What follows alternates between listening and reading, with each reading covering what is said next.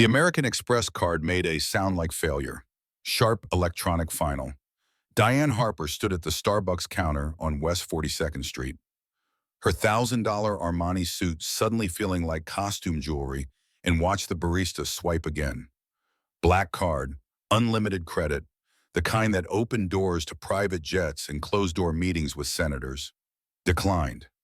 She pulled out her backup Visa. The machine beeped its judgment. Behind her, 12 people deep into Monday morning commutes began the restless shuffle of the condemned. Someone sighed loud enough to be a statement. The barista, a kid named Marcus, according to his name tag, looked at her with something between pity and impatience. Maybe the chip's damaged. Want to try one more? 3 more cards emerged from her Prada wallet. 3 more electronic rejections. The universe apparently had a sense of humor. $420 million in net worth, and Diane Harper couldn't buy a $5 coffee. Heat crawled up her spine, not embarrassment exactly, but something close to it. Rage at the inconvenience, fury at the public spectacle. Her bank had probably frozen everything due to the Singapore wire transfers this morning. Fraud protection. She'd meant to call them. There hadn't been time. A hand reached past her shoulder. Weathered, knuckles scarred from work that left marks. It held a crumpled $10 bill that looked like it had survived a war. "I got it." The voice came quiet, almost apologetic. Diane turned. The man wore a Navy security uniform with a Harper Technologies badge clipped to his chest. Building security. She'd walk past him every morning for how long? 6 months a year, never really seeing him, just another piece of the architecture that made her world function. His eyes were dark brown, almost black, and completely calm. They looked at her without deference or hostility. Just looked like she was another problem to assess, another system to understand. "That's not necessary." The words came out sharper than intended. "Just coffee." He handed the 10 to Marcus before she could protest further. The line behind them exhaled collective relief. Marcus made change. The security guard ordered black coffee, size small, the cheapest thing on the menu. They stood at the pickup counter in awkward proximity while Marcus worked the espresso machine. "I'll pay you back," Diane managed. He glanced at her, something that might have been amusement flickering across his face. "Everyone has bad days. Don't worry about it."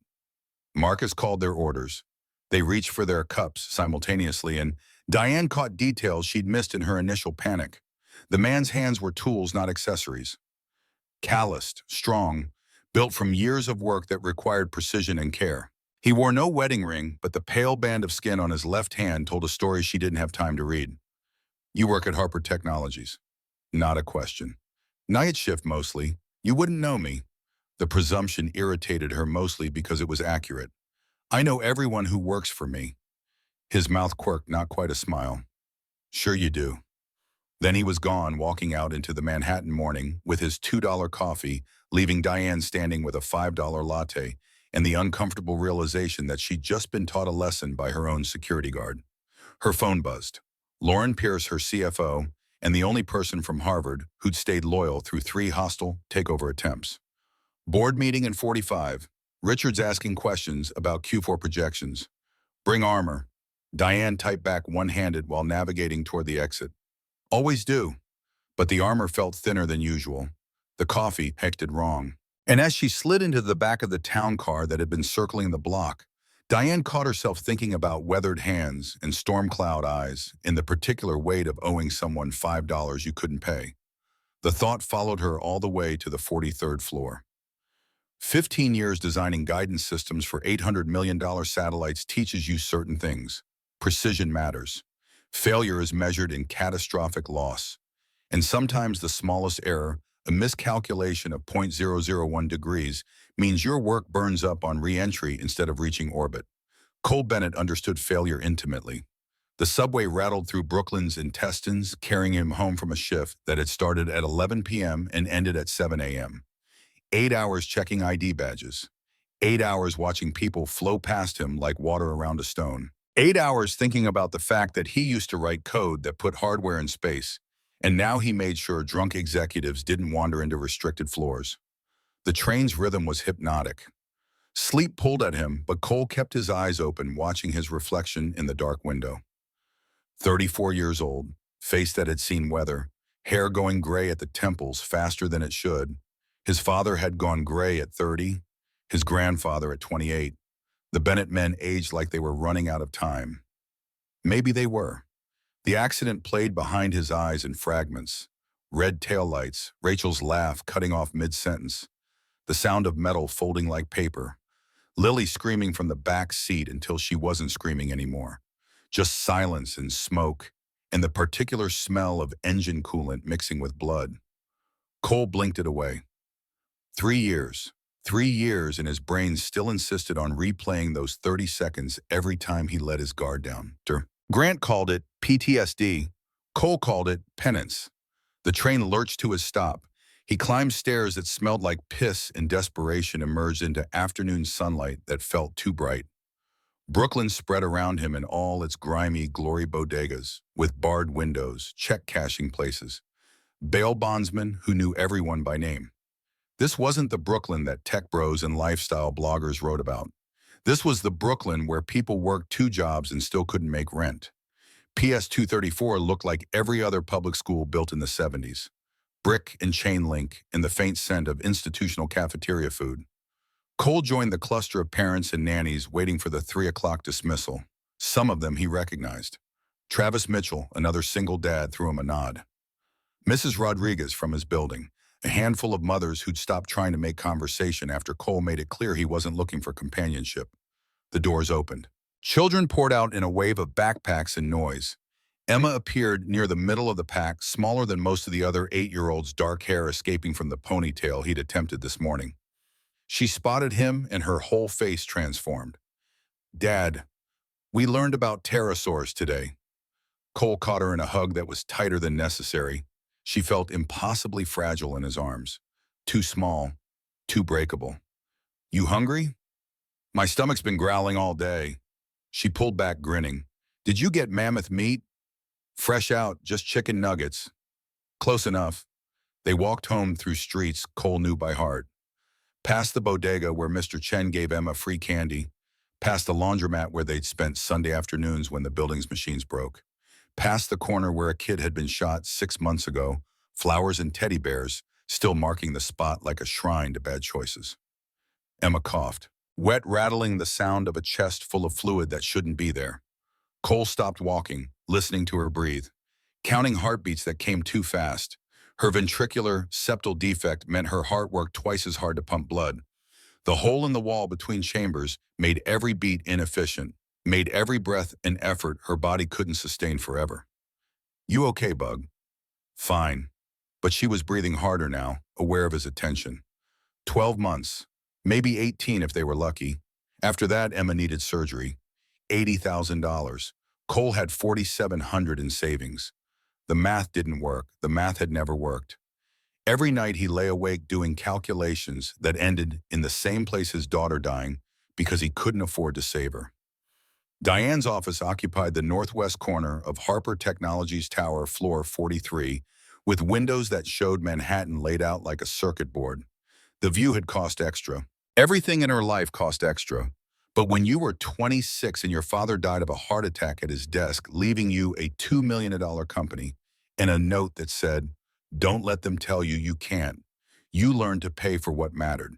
She'd built the company to $420 million in 12 years. Done it while men twice her age called her princess in meetings and asked if she needed help understanding the quarterly reports. Done it alone because everyone she'd ever dated wanted 2 things: her money or her connections, sometimes both, never just her. Lauren appeared in the doorway without knocking. Privilege of 16 years of friendship. "I looked into your security guard." "I didn't ask you to." "No, but you were thinking about it." Lauren set her tablet on the desk. "You're going to want to see this." The file opened to a resume that made Diane's chest tighten. Cole Bennett, MIT, dual degrees in electrical engineering and computer science, summa cum laude. 15 years at aerospace defense contractors doing work classified enough that half the resume was redacted. 4 registered patents. The kind of credentials that should have led to a career trajectory ending in VP of engineering somewhere important. Then nothing. 3 years of empty space where a brilliant career should have continued. "Keep reading," Lauren said quietly. The police report loaded like accusation. Route 87, upstate New York, 3 years and 4 months ago. Truck driver fell asleep at the wheel. Head-on collision. Two fatalities, Rachel Bennett, age 35, elementary school teacher. Lily Bennett, age 7, second grade. One survivor. Emma Bennett, age 5, transported to Albany Medical Center with multiple fractures and internal injuries. Driver Cole Bennett walked away without a scratch. The hospital records followed. Emma's ventricular septal defect diagnosed during the trauma workup. A hole in her heart that had probably been there since birth, undetected until the accident forced doctors to look closely. Current medical debt, $47,000.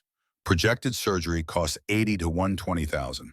Current insurance, catastrophic, only $5,000 deductible, 30% copay after. Lauren's voice cut through the spreadsheet of suffering. He quit his job the day after the funeral.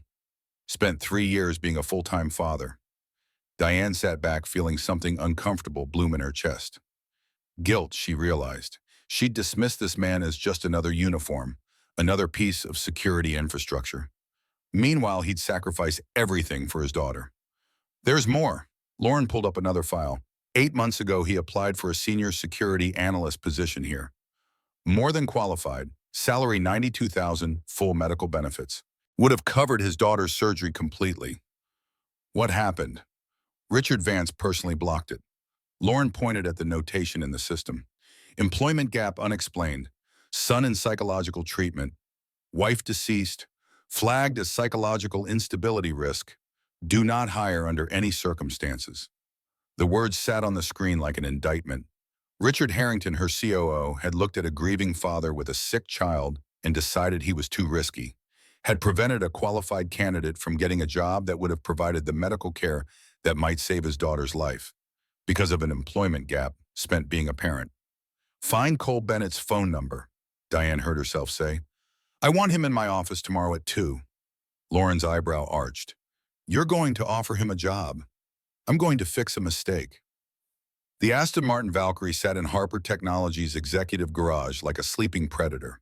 $3 million of carbon fiber and exotic metals, painted midnight blue so deep it looked like liquid sapphire. One of only 150 made worldwide. Diane had waited 18 months for delivery. She'd driven it for 6 weeks, and now it refused to start. The garage air smelled like concrete and expensive fuel. Her personal mechanic, a man named Douglas, who charged $300 an hour, straightened from under the hood with defeat written across his face. I can't diagnose it, Ms. Harper. The electrical system is failing, but none of my equipment can isolate why. You need a specialist. You're a specialist. I specialize in million-dollar sports cars. This is... He gestured at the Valkyrie like it had personally offended him. This is Formula One technology in streetcar packaging. The electronics alone are more complex than most aircraft. I'm sorry, but I'm out of my depth. Diane pulled out her phone, called her assistant Jennifer. Find me the best high-performance automotive shop in Seattle. Import specialists. European and Japanese. I don't care about cost. Jennifer's response came hesitant. There's Sullivan's Automotive in the Industrial District. 5-star reviews. They specialize in... Send me the address and have the car towed there immediately. An hour later, Diane stood in a waiting room that smelled like motor oil and old rubber, surrounded by plastic chairs that looked like they'd survived 3 decades, and coffee that smelled like it had been brewed during the Reagan administration. Through the smudged window separating the waiting area from the service bay, she could see her Valkyrie surrounded by men in coveralls who moved around it with the careful reverence usually reserved for religious artifacts. Ms. Harper. The man approaching her was in his 50s, built like someone who'd spent his life lifting heavy things. His coveralls had Sullivan stitched across the chest. He wiped his hands on the rag before extending one. Frank Sullivan, I own the place. Diane looked at the offered hand like it might contaminate her, then back at his face. My car. Can you fix it or not? If Frank was offended, his weathered face didn't show it. We're running diagnostics now. The Valkyrie's electrical architecture is derived from Aston Martin's racing program. It's not something you can just, I don't need the Wikipedia entry. I need a timeline. Best guess 3 days, maybe 4. Unacceptable. I need it tomorrow. Frank's expression didn't change. Then you need a miracle, not a mechanic. The words hit like a slap. Diane wasn't accustomed to being told no, especially not by men in coveralls who worked in garages that needed new signage. Then find me someone who can deliver both. Frank studied her for a long moment, the kind of look that suggested he was deciding if she was worth the hassle. Usually her money made the decision for people. I've got a new guy. Started 2 weeks ago. Doesn't talk much, keeps to himself, but I've never seen anyone read a system like him. Not just cars, any system. It's like he can see through metal. I don't care if he's psychic. Can he fix my car? Honestly, Frank rubbed his jaw. If anyone can do it on your timeline, it's him. Point me to him. Frank gestured toward the far corner of the service bay. Bay 7, name's Cole Bennett. The name registered like an electric shock. But Diane's face remained impassive as she walked into the service bay, her heel clicking against concrete with military precision. Men looked up from their work, then quickly looked away when they met her eyes. She had that effect on people. Bay 7 was in the back corner, partially hidden behind a Mercedes elevated on a lift. The lighting was dimmer here, and for a moment Diane thought it was empty. Then she saw him. Cole Bennett lay underneath a Ford pickup truck that looked older than she was.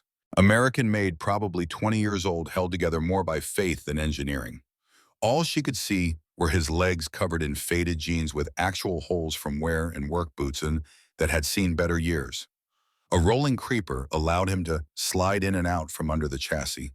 The sound of a ratchet echoed rhythmically from beneath the truck. "Excuse me." The ratcheting didn't stop. "Excuse me," louder this time. Still nothing.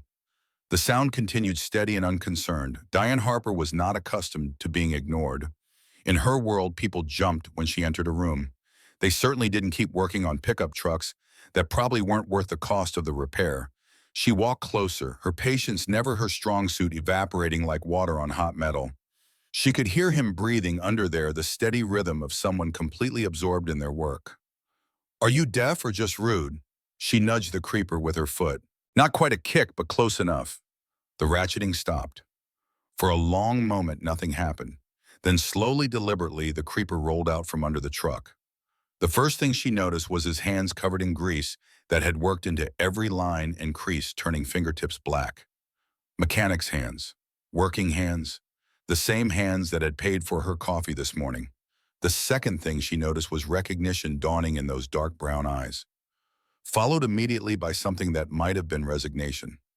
Cole sat up on the creeper, wiping his hands on a rag that was already beyond salvation.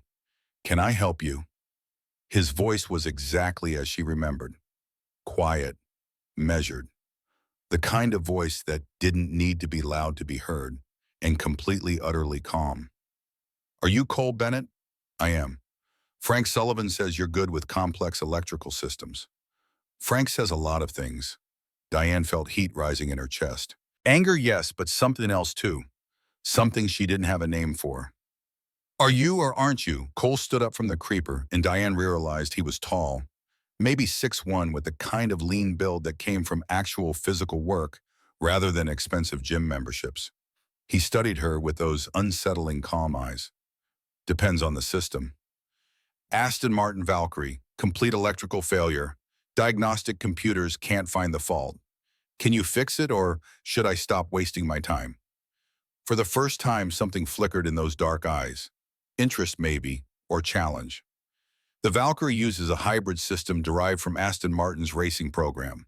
The electrical architecture is integrated with the V12 and the battery pack through a central control unit that manages power distribution across 17 separate systems. When it fails, it's usually not the system itself. It's a cascade effect from a single point of failure that diagnostics miss because they're looking at trees instead of the forest. Diane blinked. That was more technical detail than she'd expected, and approximately 17 more specifics than she cared about. "So that's a yes." Cole walked past her to where her Valkyrie sat in the middle of the bay like a sleeping predator. She watched his eyes trace the lines of the car, reading it like text, assessing, calculating. "Maybe. Let me look at it. I need it tomorrow." "You want it tomorrow, don't you?" It wasn't quite an answer, but something in his voice suggested he understood the difference between need and want better than she did. "Let me look at it first. Then I'll tell you if I can fix it." Cole opened the driver's door and sat in her $3 million car with his grease-stained hands, his fingers moving across the dashboard with surprising gentleness. He pressed the start button. Nothing. Tried again. Still nothing. Then he closed his eyes. Diane watched confused as this strange mechanic sat in her car with his eyes shut like he was meditating. What are you doing? Listening. To what? It's not making any sound. Everything makes sound, Ms. Harper. Even silence tells you something. After what felt like an hour, but was probably only 2 minutes, Cole opened his eyes and got out of the car. He walked around it slowly, studying it from different angles, occasionally crouching to look underneath. His movements were methodical, deliberate, nothing wasted. Well, Diane's voice had more edge than she intended. Cole straightened, wiping his hands again in that nervous habit. The diagnostic computers are right, there's no obvious fault, but the symptom pattern suggests a voltage drop somewhere in the primary power distribution. Could be a bad ground connection. Could be a failing relay in the junction box. Could be a short in the harness that only manifests under specific conditions. In English, please. It's like having a blackout in your house, but only in certain rooms and only sometimes. The problem isn't that there's no power coming in, it's that power isn't getting where it needs to go. Can you fix it? Cole looked at the car again, then back at her. His face was unreadable. Probably, but it'll take time. 2 days, maybe 3, to do it right. I need it tomorrow. Then you need someone willing to guess and replace parts until something works. That's not fixing it. That's gambling. And with this car, gambling means you could create new problems worse than the one you have. Diane took a step closer, close enough that most people would have stepped back. Cole didn't move. Mr. Bennett, I'm not interested in explanations or excuses. I have a dinner meeting tomorrow night that I cannot miss, and I will not arrive in anything less than my own car. So here's what's going to happen. You're going to fix this car by tomorrow evening, and you're going to do it right. And if you can't, then you're wasting both our time. Cole met her eyes, and for just a moment, she saw something that looked almost like amusement. You must be really important. Excuse me? The car, the attitude, the assumption that the laws of physics bend to your schedule. He shook his head slightly. You must be really, really important. Diane Harper had faced down boardrooms full of hostile shareholders. She'd negotiated with foreign governments and stared down corporate raiders. She was not accustomed to being mocked by men in coveralls. I don't think you understand who you're talking to. Diane Harper, CEO of Harper Technologies, net worth somewhere north of $400 million depending on stock price. Youngest woman to ever helm a Fortune 500 company, known as the Ice Queen by Business Insider and the Barracuda by your competitors. Cole recited the facts like he was reading a grocery list. Did I miss anything? Diane stared at him. How did you Google? You're not exactly subtle with that custom license plate. She looked back at her car. He was right. The vanity plate read HRPR CEO. Subtle had never been her brand. So you know who I am. Then you know that disappointing me is bad for business. Is it? Cole tilted his head slightly. Are you going to leave bad Yelp reviews? Get me fired. Destroy my career. There was no anger in his voice. No fear. Just genuine curiosity. I could. You could, he agreed, but you won't get your car fixed by tomorrow. See, Ms. Harper, here's the thing about machines. They don't care about your net worth. They don't care about your meetings or your deadlines or your threats. They work on their own timeline. And if you try to rush them, they break. Sometimes permanently. Diane felt something unfamiliar rising in her chest. Not just anger, something else. Something that felt dangerously close to respect. So that's a no. That's a let me think about it. Cole walked back to the car, popped the hood, and stared down into the engine bay. The Valkyrie's V12 was a work of art, 6.5 liters, producing 1,160 horsepower, surrounded by carbon fiber and exotic metals and electronics worth more than most people's houses. Cole stood there for a long time, his eyes moving over the engine like he was reading poetry. Finally, he spoke without looking at her. If I do this, if I try to do this on your timeline, I'm not making any promises. Maybe I find it in 6 hours. Maybe I don't find it at all. Maybe I find it and discover the part I need won't be here until next week. but I'll try. But I have a condition. Diane Harper did not accept conditions. She gave them. What Cole closed the hood with more care than she'd ever seen anyone handle her property. Then he turned to face her again, and this time there was definitely a challenge in his eyes.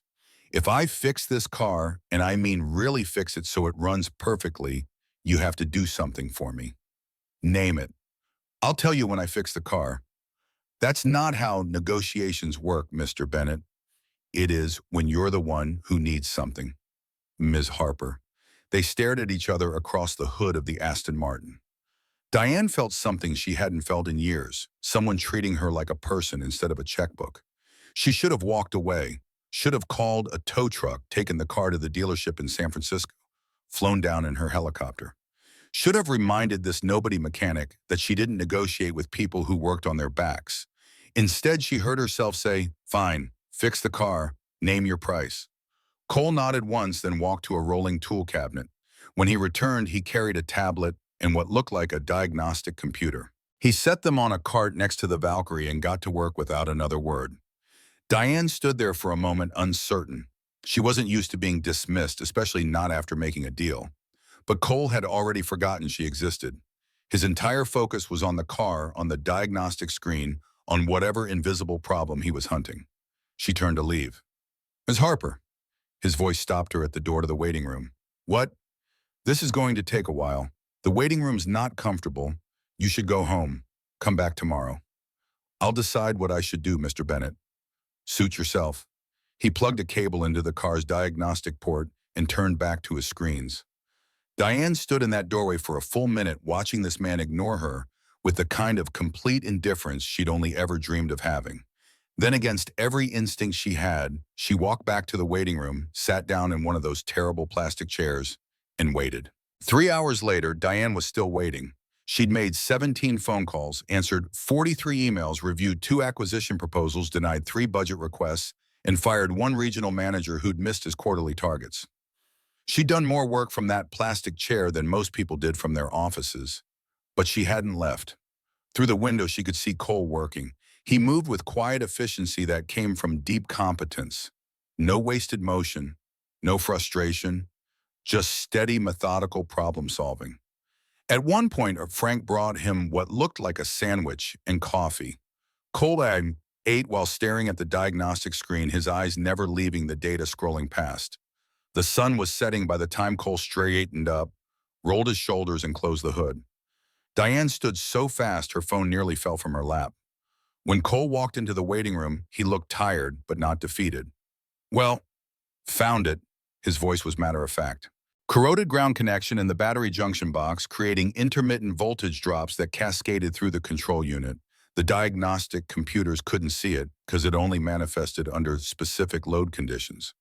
"English, Mr. Bennett." "Rust on a wire."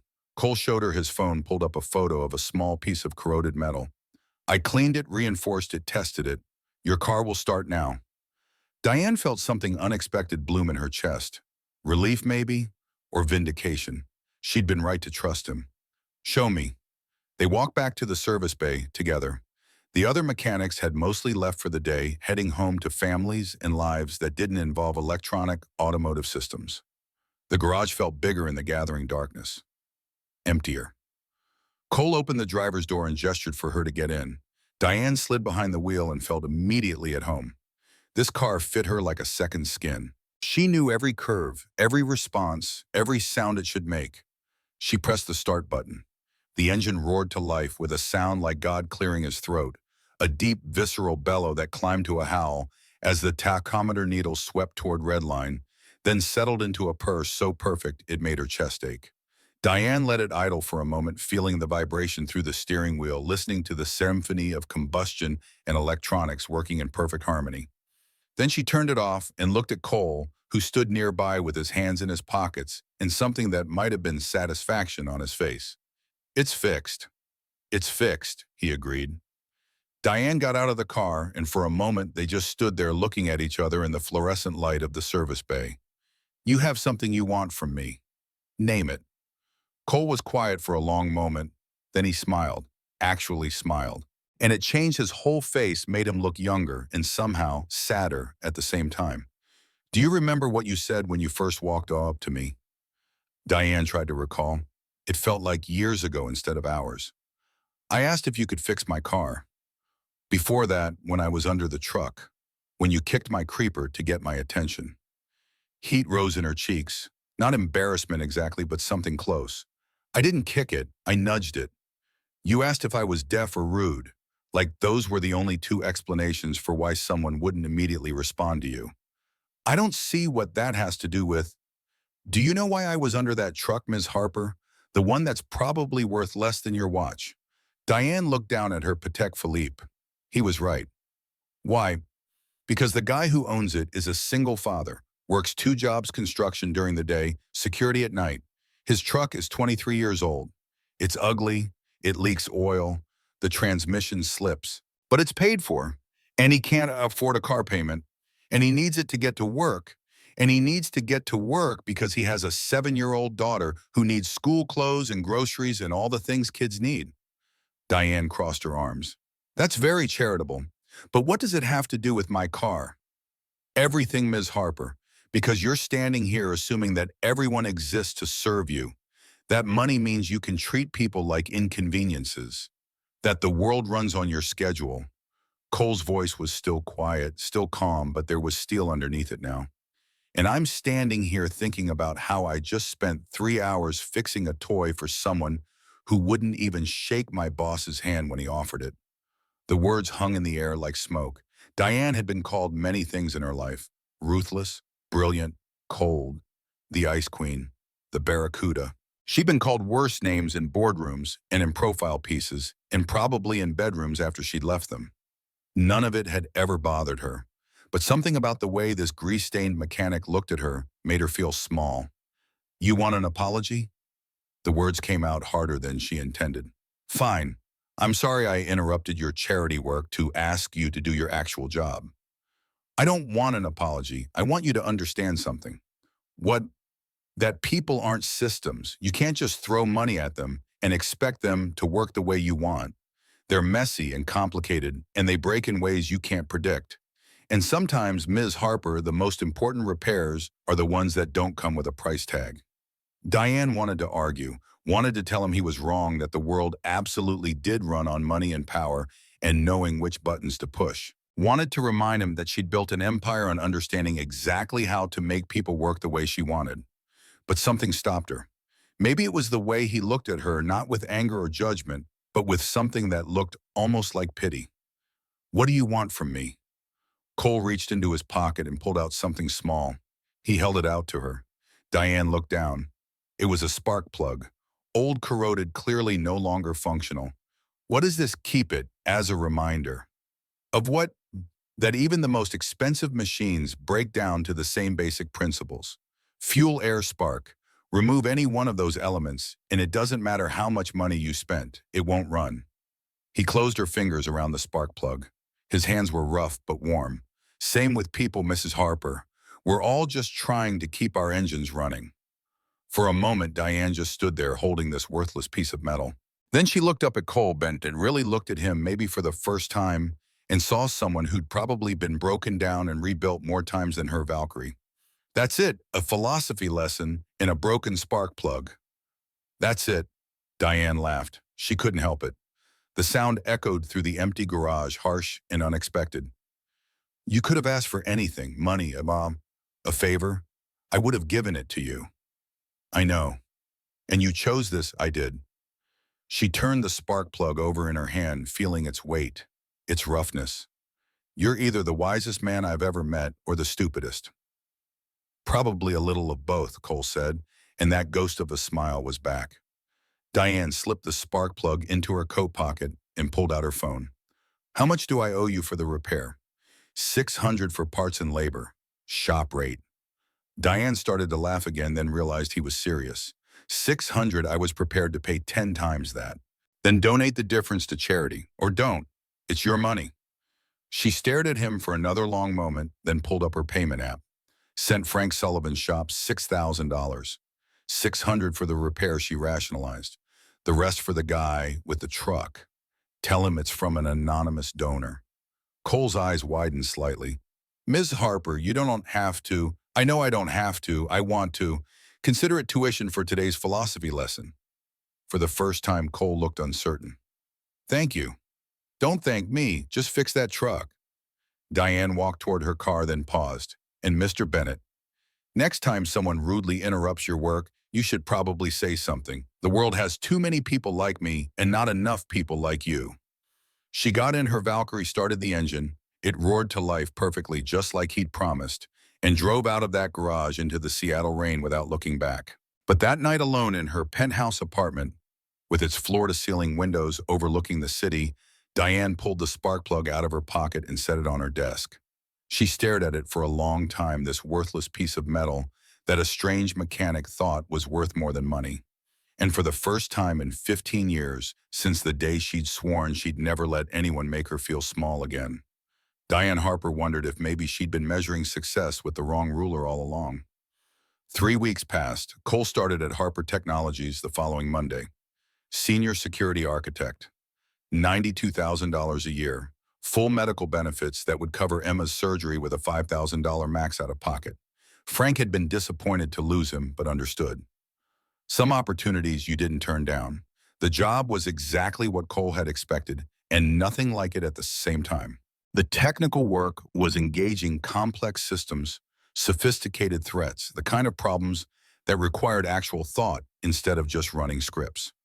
His MIT training, all those years building guidance systems for hardware that couldn't afford to fail, translated perfectly to protecting digital infrastructure that couldn't afford to be breached. But it was the people who surprised him. The engineering team, led by a skeptical CTO named Wyatt Sterling, had initially treated him like Miranda's pet project, the guy who got hired because the boss felt sorry for him. That lasted exactly one day. An authentication bug had been plaguing the system for 6 weeks, random user lockouts. 3 senior engineers had tried and failed to isolate the cause. Wyatt threw it at Cole like a test. If you're so qualified, solve this. Cole solved it in 20 minutes. Time zone inconsistency in the validation logic. Every time a user crossed into a new zone, there was a 3-second window where authentication could fail.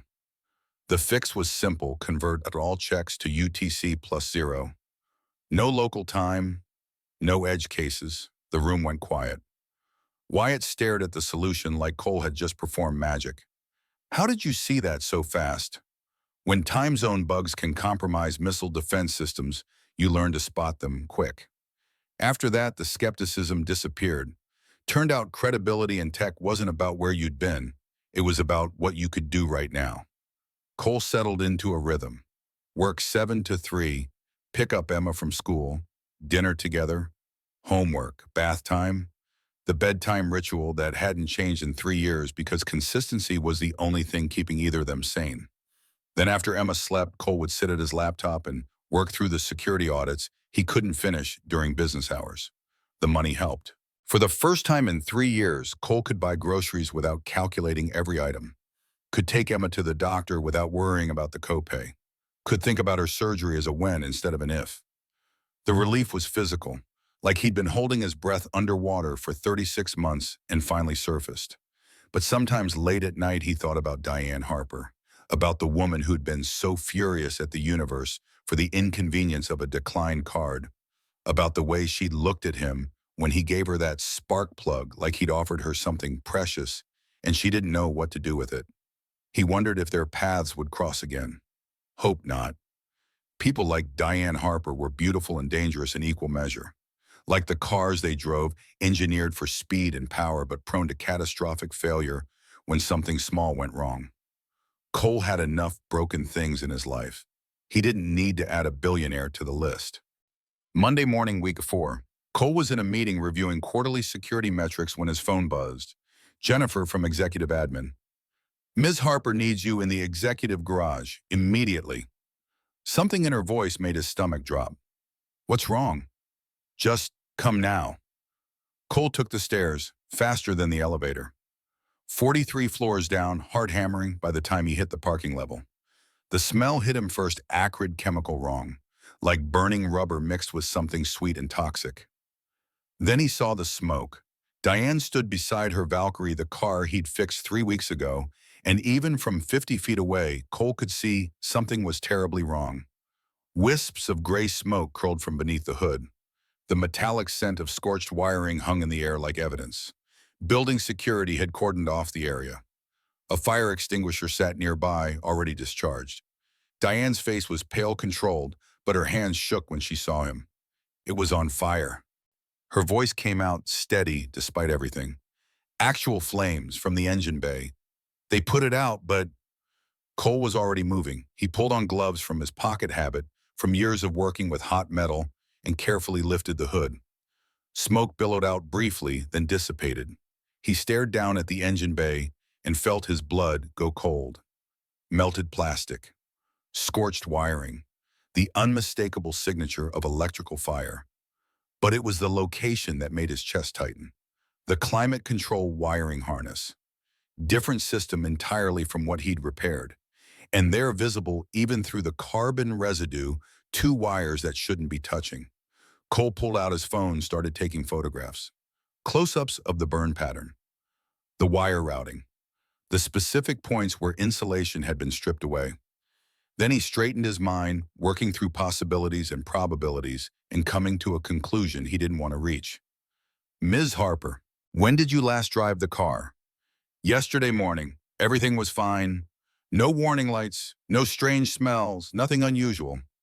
And this morning, I came down at 9:15, found it like this. Security called the fire department, but the flames had already gone out. Cole bent down again, using his phone's flashlight to peer deeper into the engine bay. Following wire paths, tracing circuits, looking for the story the damage would tell if he knew how to read it. And there it was, two wires from completely different systems. One for climate control, one for the headlight circuit. They should never touch.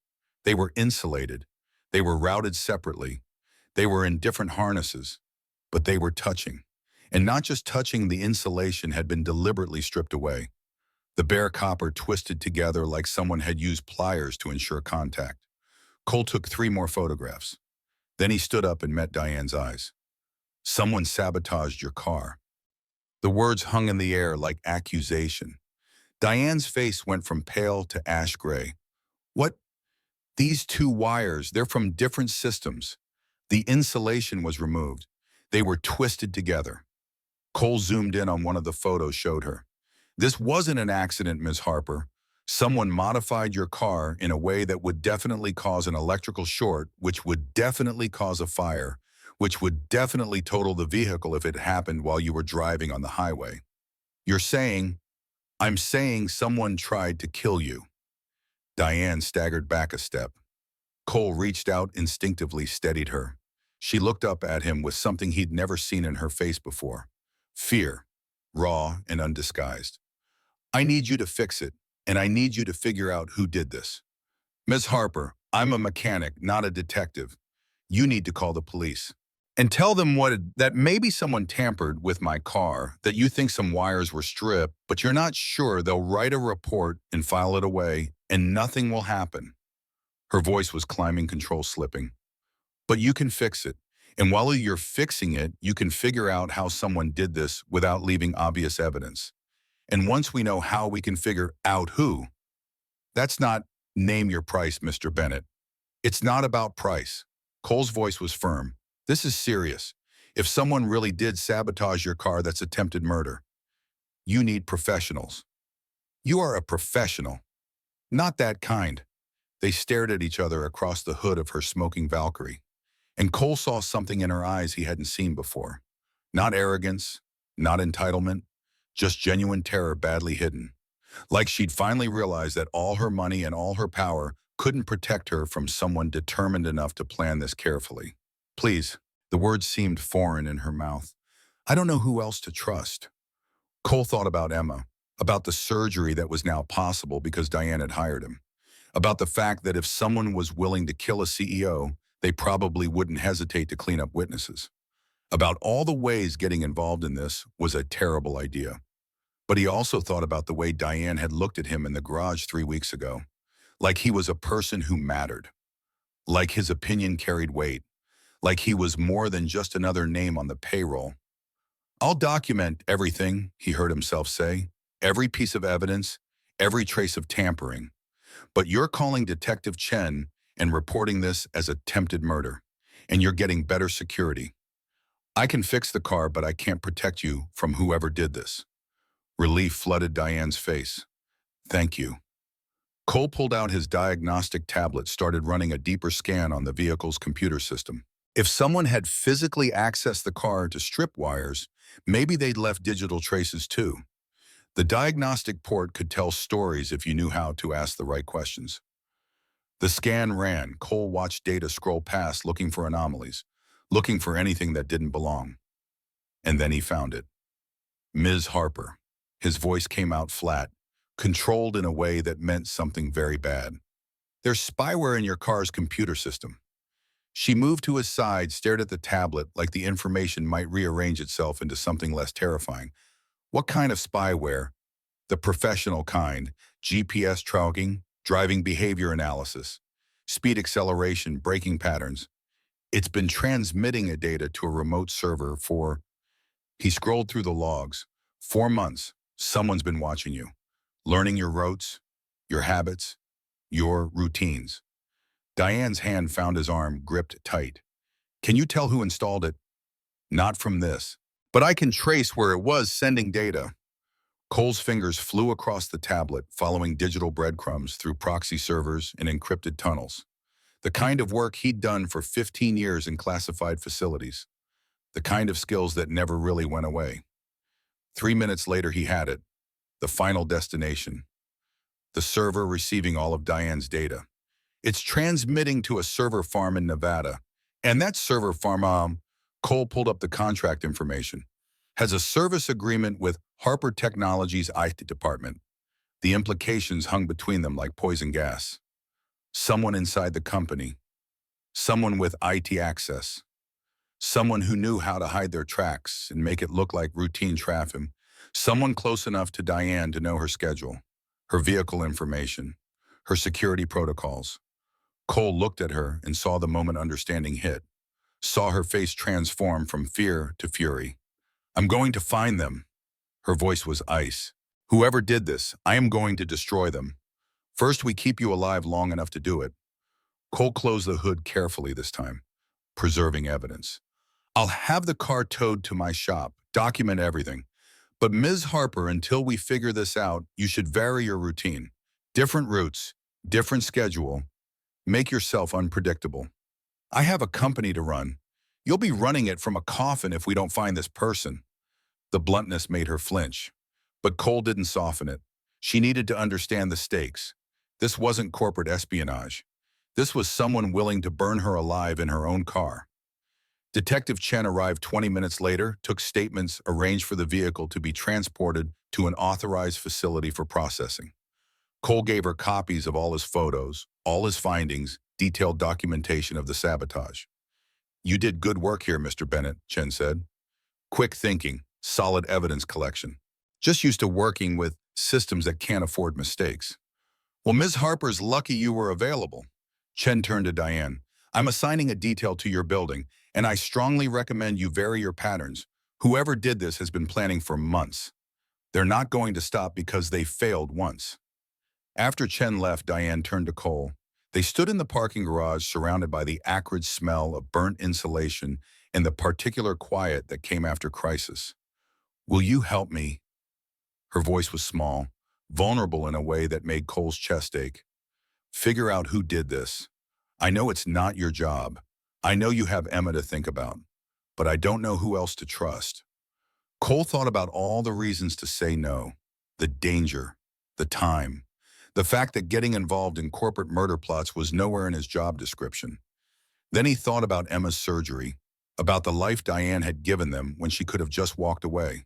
I'll help, but on one condition. Anything. You actually listen when I tell you something's dangerous. No pride, no stubbornness, no, I can handle this myself.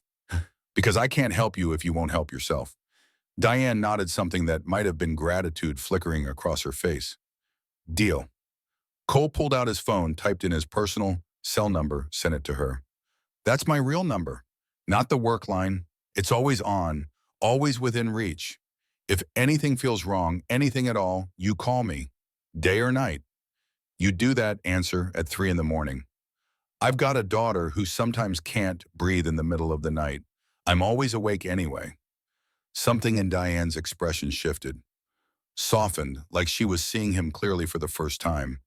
Not as an employee, not as a mechanic, just as a person who'd chosen to care whether she lived or died. Thank you, Cole. It was the first time she'd used his first name. The familiarity of it hit him harder than it should have. Don't thank me yet. We haven't caught them. But as he walked back to the elevator, Cole's mind was already working, tracing patterns, building profiles. Whoever had done this had serious resources and technical skills, had access to Diane's building security, had been planning this for months. That narrowed the suspect pool considerably. By the time he reached his office, Cole had a theory forming. It wasn't complete, wasn't proven, but pieces were starting to click together in ways that made terrible sense. Someone inside Harper Technologies wanted Diane Harper dead. Someone with money and motive, and the means to make it look like an accident. Cole opened his laptop and started building a file. Every piece of evidence, every data point, every connection that might lead somewhere useful. Because whoever had tried to kill Diane Harper had made one critical mistake. They'd left digital traces in a system. And Cole Bennett had spent 15 years learning how to read those traces, how to follow them back to their source, how to find the people who thought they were invisible. That night in her penthouse 43 floors above the city, Diane Harper stood at her windows and watched lights flicker across Manhattan like stars that had fallen to earth. Her hands shook when she poured scotch she wouldn't drink. Her reflection in the glass looked small and afraid. Someone wanted her dead. Someone she probably knew, saw regularly, maybe even trusted. The thought made her sick. Her phone buzzed. Cole, got home safe, stay alert. Such a simple message. But the fact that he'd checked, that he'd thought to make sure she was okay, made something crack open in Diane's chest. She pulled the spark plug from her desk drawer, the one Cole had given her 3 weeks ago. Worthless metal that he'd claimed was worth more than money. Fuel, air, spark, the basic elements of combustion, of life. Diane held the spark plug and thought about what she'd been missing all these years. Not fuel, she had purpose. Not air, she had, well, maybe she didn't have much hope. But she'd had survival. That counted for something. Spark.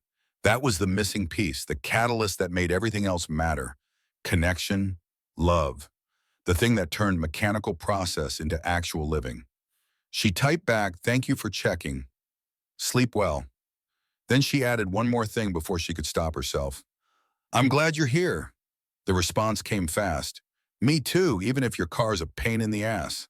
Diane laughed. Actual laughter in her empty penthouse at midnight while someone plotted to kill her. The absurdity of it all hit her at once. But underneath the fear and the confusion and the anger, she felt something else.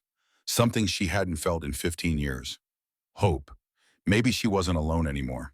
Maybe there were still people in the world who saw value in helping others without calculating what they'd get in return. Maybe grease-stained hands and storm cloud eyes and quiet voices that didn't need to be loud could change everything. Maybe, just maybe, being the Ice Queen wasn't the only way to survive. Diane set down the spark plug and pulled out a notebook. Started making a list. Everyone who had access to her car. Everyone who might want her dead. Everyone who'd benefit from her absence. The list was longer than she wanted to admit, but tomorrow she and Cole would start narrowing it down. Start finding the person who tried to burn her alive. Start building a case that would destroy them the way they'd tried to destroy her. Because Diane Harper hadn't built a $420 million empire by accepting defeat. She'd built it by being smarter and tougher and more relentless than everyone who tried to stop her. And whoever had sabotaged her car was about to learn what happened when you went to war with the Barracuda. Cole worked through the night at Sullivan's automotive laptop, casting blue light across workbenches that had seen 40 years of honest labor. The spyware code was elegant, professional, the kind of work that required serious skill and inside knowledge of Aston Martin's proprietary systems, not the work of some angry ex-employee with a grudge. This was calculated, precise, expensive. Tuesday, 1:47 a.m., 36 hours after the fire. Travis appeared with pizza and the kind of concerned expression that came from 12 years of friendship. You're going to burn out. Can't afford to. Emma needs you alive, brother. Travis set down the food, pulled up a stool. What you're doing for this woman, it's dangerous. You know that, right? Cole did know. Had spent the last 6 hours tracing data packets through 3 layers of proxy servers, following digital breadcrumbs that someone very smart had tried to hide. The trail led through encryption protocols that would have stopped most investigators. But Cole had spent 15 years working on systems where failure meant satellites worth billions became expensive space debris. He knew how to read what others missed. Found the installation date, 4 months ago, right when Diane announced a major company restructure. Travis leaned over the screen. That's not coincidence. No, it's not. Cole pulled up Harper Technologies' org chart, started mapping who had the access and expertise to pull this off. The IT department employed 47 people, but only 3 had both cybersecurity backgrounds and executive-level system permissions. One name stood out. Kyle Harrison, 32, MIT graduate. 5 years at Lockheed Martin doing classified network security before joining Harper Technologies 8 months ago. Current position Chief of Staff to COO Richard Vance. Cole stared at the connection. Richard Vance, the man who'd personally blocked Cole's job application, who'd called a grieving father with a sick child a psychological instability risk. You think it's this Richard guy? I think it's someone with motive and means. Richard has both. Cole opened another file, the one Detective Chen had sent over with Diane's building security logs. But I need proof, not just suspicion. Travis grabbed a slice of pizza, studied his friend in the harsh fluorescent light. Man, you look like hell. When's the last time you slept? I'll sleep when Emma's surgery is paid for and no one's trying to kill my boss. Your boss? That's interesting phrasing. Travis's grin was knowing. Not the CEO or Ms. Harper. Your boss, like she matters to you. She gave me a job that saves my daughter's life. Of course she matters. That's not what I meant. Cole didn't respond. Couldn't respond because Travis saw too much. Saw the way Cole's chest tightened when Diane's name appeared on his phone. Saw the extra care he took documenting evidence like her life depended on his thoroughness. Which it did technically, but that wasn't the point.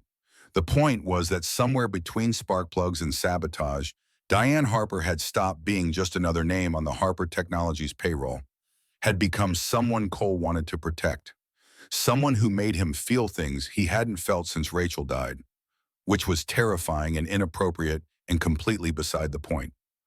Go home, Travis said gently. Emma will be up in 4 hours. You need to be functional for her. Cole saved his work, backed up the files to 3 separate encrypted drives in 3 different locations. Belt and suspenders and bulletproof vest. If something happened to him, Detective Chen would have everything she needed. Thanks for watching her tonight. Always. That's what family does. Tuesday, 6:32 p.m., 48 hours post-fire. The call came while Cole was picking Emma up from school. Diane's voice tight with something that might have been excitement or might have been fear. I need to see you. Not at the office. Somewhere neutral. They met at a small Italian restaurant in Brooklyn, the kind of place with red-checked tablecloths and wine and carafes and waiters who'd worked there 30 years. Cole arrived in jeans and the one shirt he owned without grease stains, navy button-down, that Travis's wife had given him last Christmas, still in the package until today. Diane was already seated in a booth at the back, wearing casual clothes that probably cost more than Cole's monthly rent, but looked normal enough to pass. Her hair was down. No power suit, no armor. Just a woman who looked tired and scared and determined not to show it.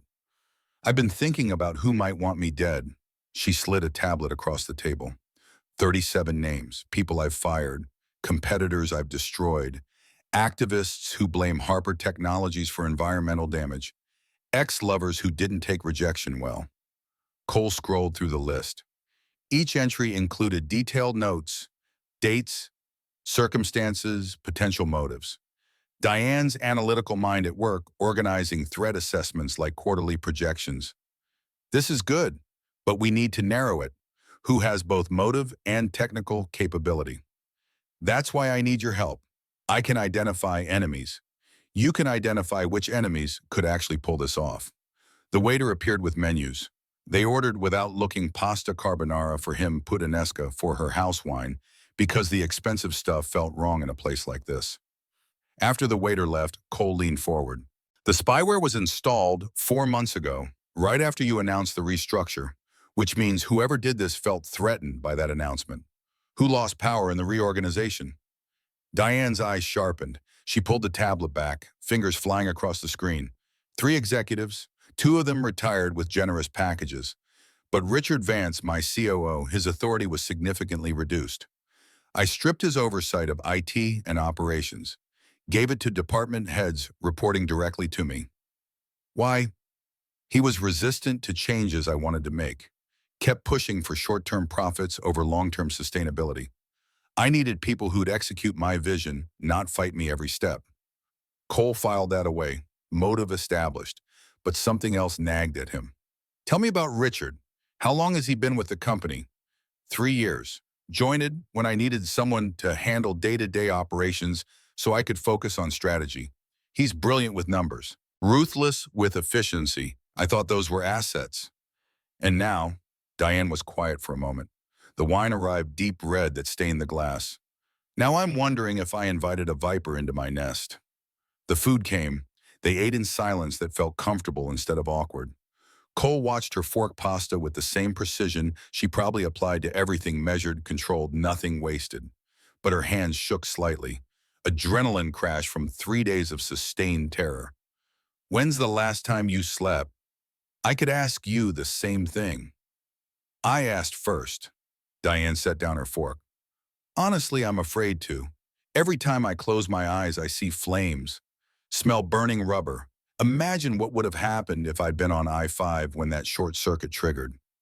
Cole understood visceral fear, had lived with it for 3 years, the terror that Emma would stop breathing in her sleep, that her damaged heart would simply give out before he could save her.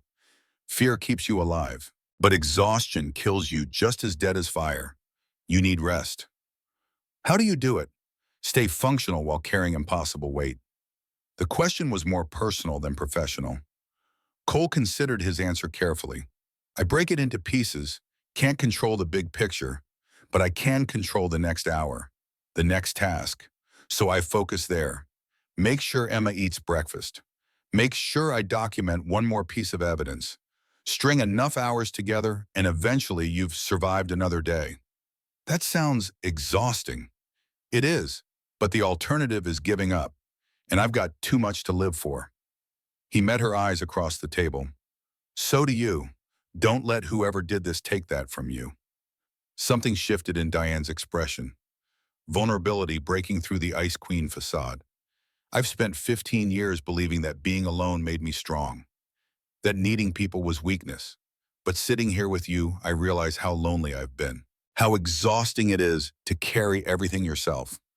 You don't have to anymore. Don't I? Her laugh was bitter. I can't trust my own company. Can't trust my security team. Someone gave that fake maintenance worker access. Can't even trust my own instincts because I hired Richard, promoted him, gave him power he's now using to try and kill me. You can trust me. The words hung between them, more significant than Cole had intended. Diane looked at him with something that might have been hope or might have been desperation. Why, you barely know me. I've been nothing but rude to you, entitled, dismissive. Why would you put yourself at risk for someone like me?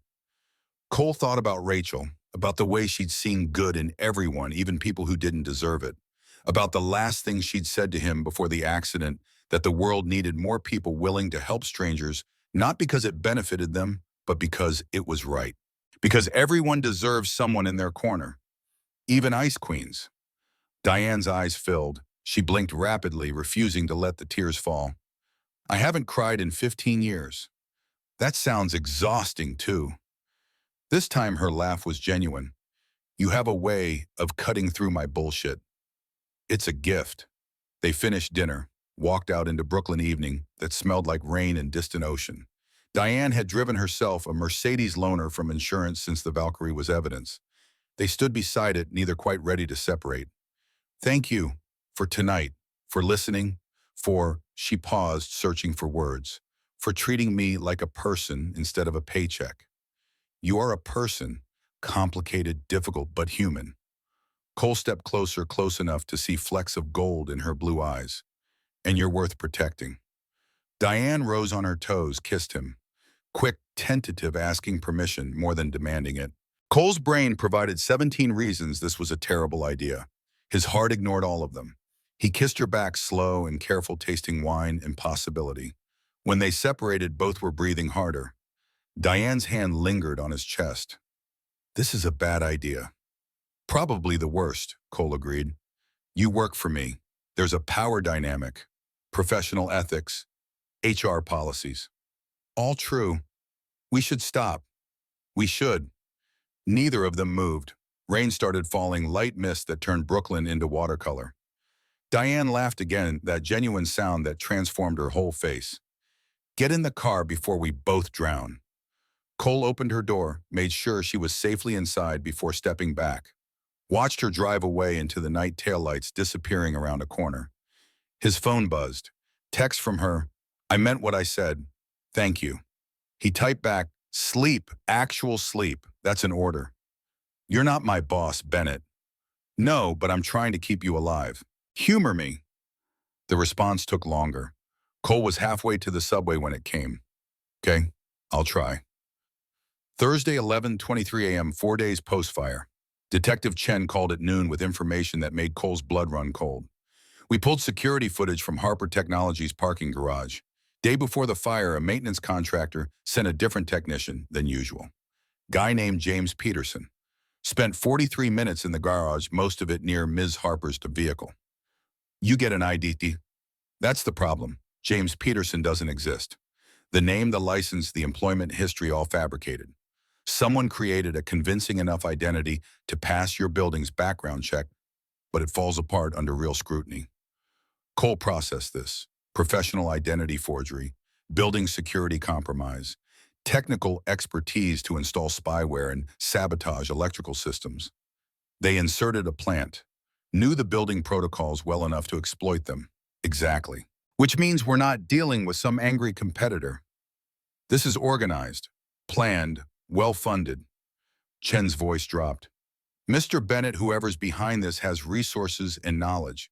They're not going to stop. And Ms. Harper needs to understand that. She knows. Doesn't make her any less stubborn about maintaining her normal life. Stubborn gets people killed. Cole knew that intimately. Rachel had been stubborn about driving that night despite his exhaustion. Stubborn about making the trip instead of rescheduling. Stubbornness had gotten her and Lily killed and left him with a daughter whose broken heart required $80,000 to fix. He wasn't going to let Diane's stubbornness kill her too. Thursday, 6:47 p.m., 4 days, 7 hours post-fire. That evening, he met with Lauren at a coffee shop far from Harper Technologies' downtown tower. She brought files, physical copies, not digital, the kind you couldn't hack remotely. I've been mapping Richard's transactions. Found something interesting. She spread documents across the table. 4 months ago, right when the spyware was installed, Richard made a payment to a consulting firm in Nevada. Routine on the surface, technology consulting, perfectly legitimate. Except the firm has exactly one client, Harper Technologies. And guess where the spyware transmits its data? Same Nevada location. Exactly. Richard created a fake consulting company, paid it from Harper Technologies' budget, and used it as a front for surveillance operations. He's been using company money to plan company murder. The elegant brutality of it was almost impressive. Richard had turned Harper Technologies into an unwitting accomplice in its own CEO's assassination. What about Kyle? Where does he fit? Lauren's expression darkened. Kyle Harrison has a sealed juvenile record. Took some digging, but I found it. Hacking charges when he was 17. Broke into his high school's network, changed grades. Case was sealed because he was a minor and agreed to community service. But here's the thing, Richard recommended Kyle for the position. Vouched for him personally. Somehow knew about the hacking skills that weren't on any official record. Richard recruited someone with a criminal past in cybersecurity. Someone vulnerable to leverage. Cole's mind raced through implications. You think Richard has something on Kyle, is using it to force cooperation? That's my guess. Kyle's too smart to get involved in murder voluntarily, but if Richard has evidence of past crimes, current illegal activity, anything that could put Kyle in prison, then Kyle's trapped, forced to choose between helping commit murder or facing his own destruction. They sat in silence watching rain streak the coffee shop windows. Two people trying to solve a puzzle where all the pieces were stained with malice. Cole's phone buzzed. "Diane, can I come over? I need to see Emma. Need to be around something normal and good." He typed back, "Address is 2847 Ashford Street, apartment 4C. Bring food. Emma's always hungry." "You sure I don't want to intrude?" "You're not intruding. You're family now, whether you like it or not." The response took a moment. "I like it." Thursday, 7:19 p.m., 4 days, 9 hours post-fire. Diane arrived bearing Chinese takeout and an awkward uncertainty that made her seem younger. Cole answered the door, and for a moment they just stood there, this grieving father and lonely CEO, both carrying weights too heavy for one person. "Come in." Fair warning, the place is small, and Emma's going through a dinosaur phase that involves a lot of noise. The apartment was exactly what Diane expected, and nothing like it. Small, yes, furnished with mismatched pieces that came from thrift stores and Craigslist, but clean, organized, lived in. Photos of Rachel and Lily arranged on one wall like a memorial, Emma's artwork covering another. This was a home, not a showplace, not an investment, a place where people loved each other fiercely despite everything trying to tear them apart. Emma appeared from her bedroom, suspicious and curious in equal measure. "Your dad's boss."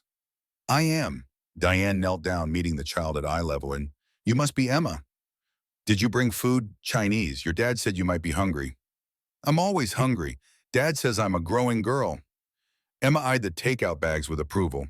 "Did you get spring rolls?" "3 orders." "Okay, you can stay." They ate on the floor around a coffee table that wobbled on uneven legs. Emma dominated conversation with detailed explanations of pterosaur aerodynamics that Diane followed with genuine interest. Cole watched them interact, his daughter and the woman he was falling for, and felt something settle in his chest. Not happiness exactly, but maybe the possibility of it. After dinner, Emma showed Diane her most prized possession, a notebook with "good things" list written on the cover in careful crayon letters. "It's things that make my heart feel warm even when I'm scared. Dr. Grant helped me start it." "Can I see?" Emma flipped pages, reading in the serious voice of someone sharing sacred text. "Number 1, Dad. Number 2, Mr. Patches, that's my bear. Number 3, chocolate ice cream. Number 4, when the rain stops and you can see clouds look like stuff. Number 5, people who fix broken things. That's like Dad. He fixes cars but also fixes hearts by making people not sad." Diane's vision blurred. This 8-year-old child had more wisdom than most CEOs Diane had met, had survived tragedy that would have broken adults and turned it into a list of joy. "That's beautiful, Emma. What's on your list?" The question came innocent, curious. Diane realized she didn't have one, hadn't thought about good things in so long she'd forgotten they existed. "I don't have a list yet." Emma looked genuinely shocked. "Everyone needs a list. How do you remember what matters when you're scared?" I, I don't know." "That's okay."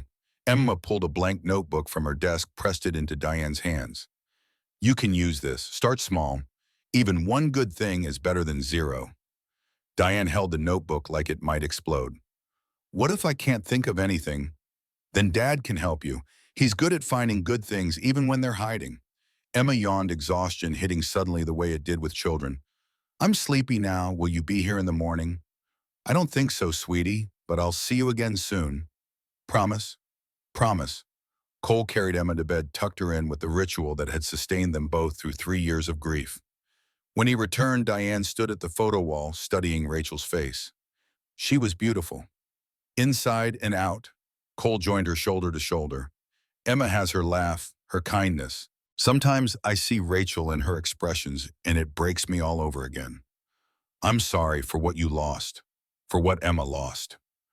I'm sorry someone's trying to take you away from people who need you." Cole turned to face her close enough that she could see the exhaustion carved into his face. "Lauren told me about the embezzlement. 23 million. Richard's desperate. He's going to try again. Yeah, he is. Cole's jaw tightened. Which is why you're staying here tonight. Guest room, door locks. Emma and I will be in the next room. Anyone wants to hurt you, they go through me first.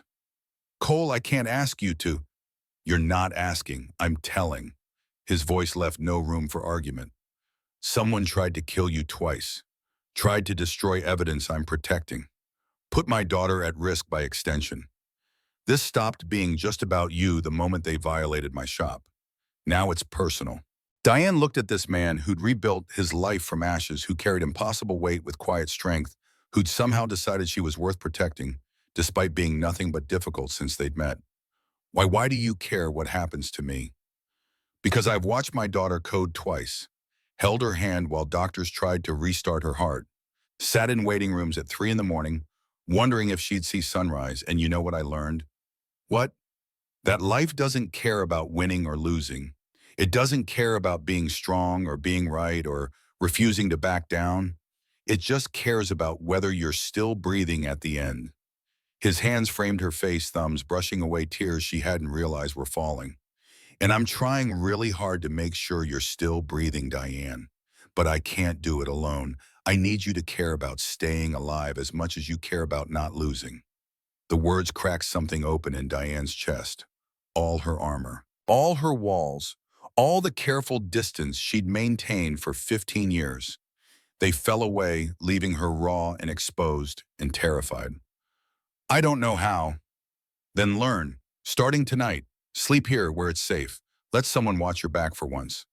Diane nodded, too exhausted to argue. Cole showed her the guest room, small, clean, with a lock on the door and windows that faced the street. Bathrooms across the hall. Emma usually wakes around 7. Fair warning, she's loud. I don't mind loud. After he left, Diane sat on the edge of the bed and opened Emma's gift notebook, stared at blank pages that demanded she find goodness in a life she'd spent building walls around.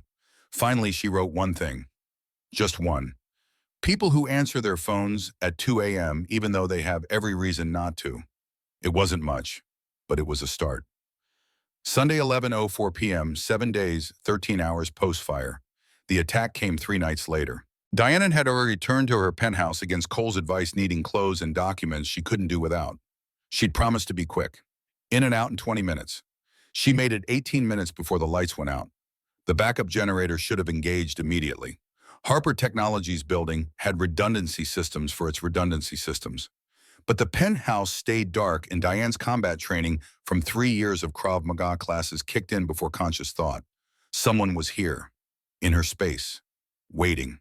She moved toward the panic room phone already out, hit the emergency button that would alert building security and Seattle PD simultaneously. But before she reached the reinforced door, a figure emerged from her bedroom. Tall, athletic, moving with the fluid grace of professional violence. The knife in his hand caught ambient light from the city below. Diane ran, flat-out sprint toward the panic room, 10 feet that felt like miles. She could hear him behind her, footsteps, impossibly quiet for someone so large. Her hand hit the panic room door, fumbled with the biometric scanner, blood pounding in her ears, so loud she almost missed the whisper of fabric as he closed the distance. Almost. She threw herself through the door as he lunged. The knife sparked against the steel frame, missing her by inches. Diane slammed the door, heard the heavy locks engage with mechanical finality. Safe. For now. Through the panic room's monitors, she watched him. Black tactical clothing, ski mask, gloves, no identifying features visible. He moved through her penthouse like he owned it, checking corners, confirming she was locked down. Then he walked to the window, looked out at the city for a long moment, and removed his mask. Diane couldn't see his face from the camera angle, but his phone call came through clearly on the audio feed she'd insisted on installing. Target secured in panic room. Building security responding. I need extraction. The voice that answered made Diane's blood freeze. Leave now. We'll clean up the loose ends later. Richard Vance, her COO, the man she trusted with day-to-day operations. Calm, collected, giving orders to an assassin like he was scheduling a meeting. The man in her penthouse, disconnected, replaced his mask and walked calmly to the balcony. Diane watched him rappel down the side of the building with professional ease. 43 floors of exposed vertical. He disappeared into the night like he'd never existed. Building security had arrived 3 minutes later. Seattle PD 4 minutes after that. Detective Chen showed up at minute 7 looking at Diane through the panic room security glass like she was witnessing a resurrection. "You okay, To?" "Alive." Diane's voice shook despite her best efforts. "I have audio. Richard Vance. He was on the phone with the attacker." Chen's face went hard. "We'll need that recording. And Ms. Harper, you're not going home. Not tonight. Not until we have Richard in custody." Diane's hands trembled as Chen helped her out of the panic room. The violation of her space, her sanctuary, hit her like a physical blow. Someone had been in her bedroom, had waited in darkness, had come to murder her in the place she should have been safest. She called Cole. Her hands shook so badly she almost dropped the phone. "Diane, what's wrong?" "He was here in my penthouse with a knife. I barely made it to the panic room." The words tumbled out faster than she could process them. "I have audio of Richard giving orders. Chen's getting a warrant. But Cole, I can't go back there. Can't sleep knowing he was inside my home. Come here. Right now. Don't go anywhere alone. I'm sending patrol to escort you." "It's after midnight. Emma is asleep. We'll be thrilled to wake up and find you here. Come, please." 40 minutes later, Diane stood in Cole's living room wearing the same clothes she'd worn during the attack, blood pressure still spiking at random sounds. Cole took one look at her face and pulled her into a hug that had nothing to do with romance and everything to do with survival. "You're safe now." "Am I?" "He sent someone to my home, Cole, where I should have been protected." "I know, and we're going to make sure he pays for it." Cole guided her to the couch, wrapped her in a blanket that smelled like fabric softener and security. "Detective Chen will get the warrant. Richard will be arrested. This is almost over." "What if it's not? What if he has backups? More assassins? What if—" "Then we deal with it. Together. But right now, you need to breathe." Cole sat beside her, took her hands in his. They were ice cold despite the blanket. "In through the nose. Out through the mouth. Match my breathing." They breathed together in the quiet apartment while Emma slept innocently in the next room. Gradually, Diane's heart rate slowed. The adrenaline crash hit like exhaustion made physical. "I'm so tired." "Then sleep. I'll stay up. Watch the door.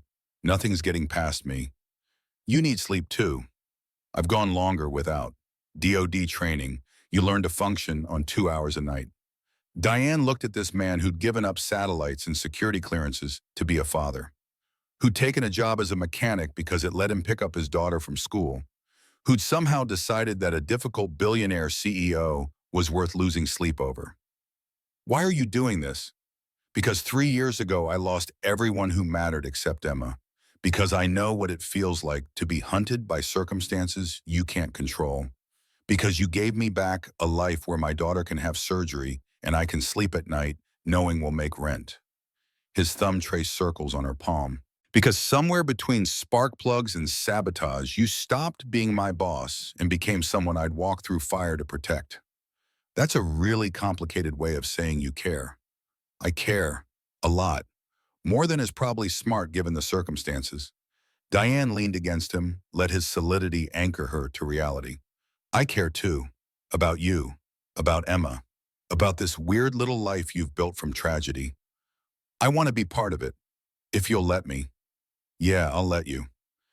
They sat like that until dawn started painting the sky in shades of pink and gold. Until Emma woke up and found Diane on the couch, shrieked with joy, and demanded chocolate chip pancakes. Until Detective Chen called with news that Richard Vance had been arrested at his home, that Kyle Harrison was in protective custody, and talking that the investigation was moving faster than anyone had expected. How long until Richard's officially charged? 48 hours, maybe less. We've got him on embezzlement, attempted murder, conspiracy. He's looking at 30 years minimum. Chen paused. "But Ms. Harper, there's something else, something we found in Richard's office. I think you need to see it." Monday, 37 p.m., 8 days post-fire, the document was a contract, professionally printed, legally binding in countries with looser murder-for-hire laws. $500,000 for confirmed kill. Target Diane Harper. posted 2 weeks ago on a dark web marketplace that Chen's cybercrimes unit had been monitoring. He hired a professional. Chen spread the evidence across her desk. Not just the guy who broke into your penthouse. That was amateur hour hired muscle meant to scare you. This is different.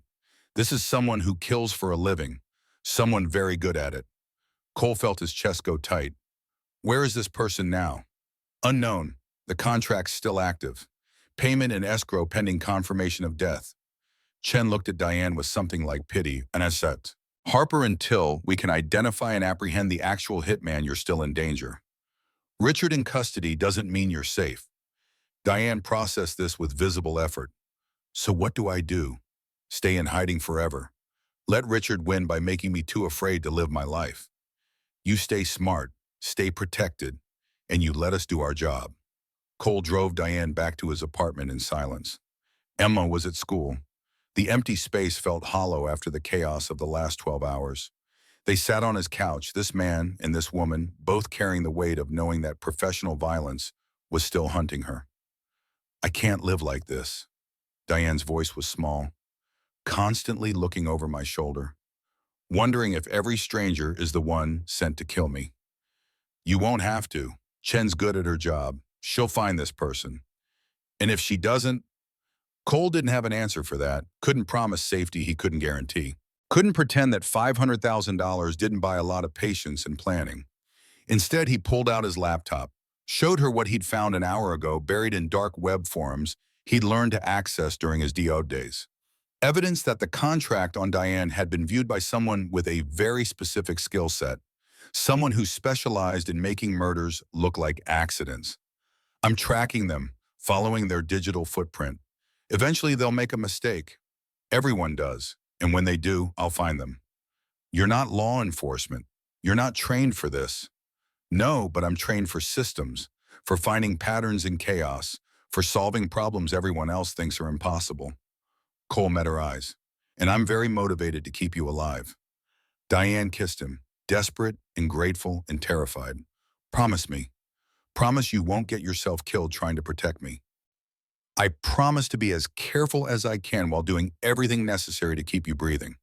That's not the same thing. No, but it's the only promise I can make.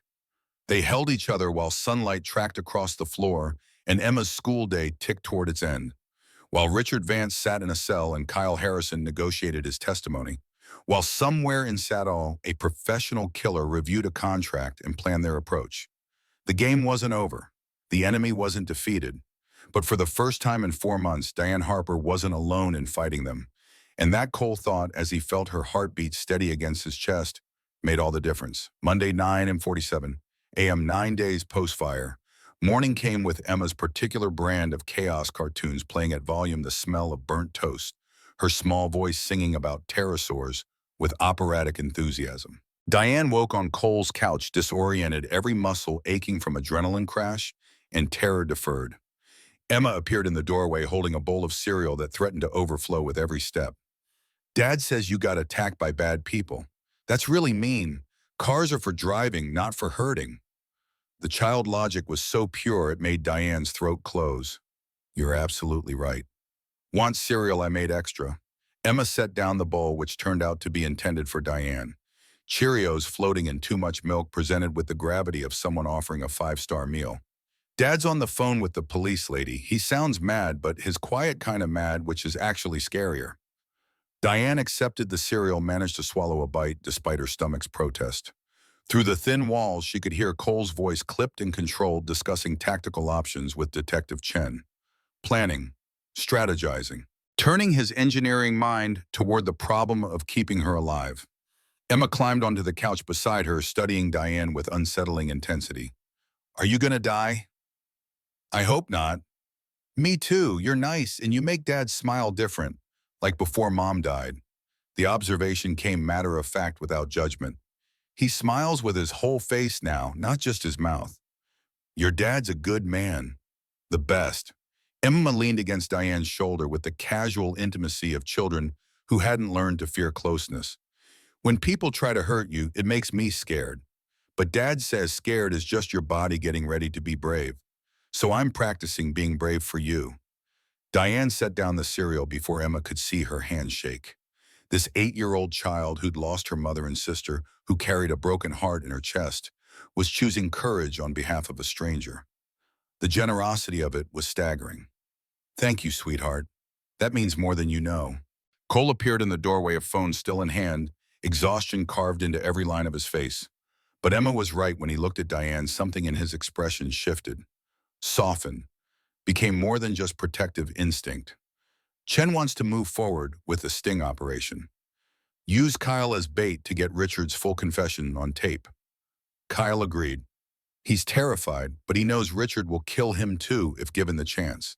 Self-preservation is a powerful motivator. Emma looked between them, absorbing adult conversation she was too young to fully understand. Is the bad man gonna get caught? Yeah, Bug, he is.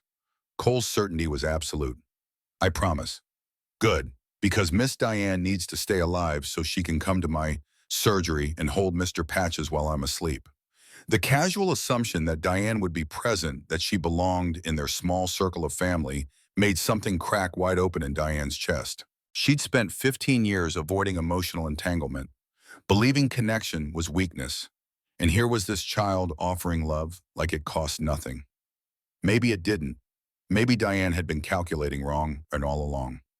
Monday through 18 p.m. 9 days, 5 hours post-fire. The plan came together with frightening speed. Kyle Harrison sat in Detective Chen's office, looking like a man who'd aged 10 years in 3 days. Dark circles under his eyes. Hands that couldn't stay still.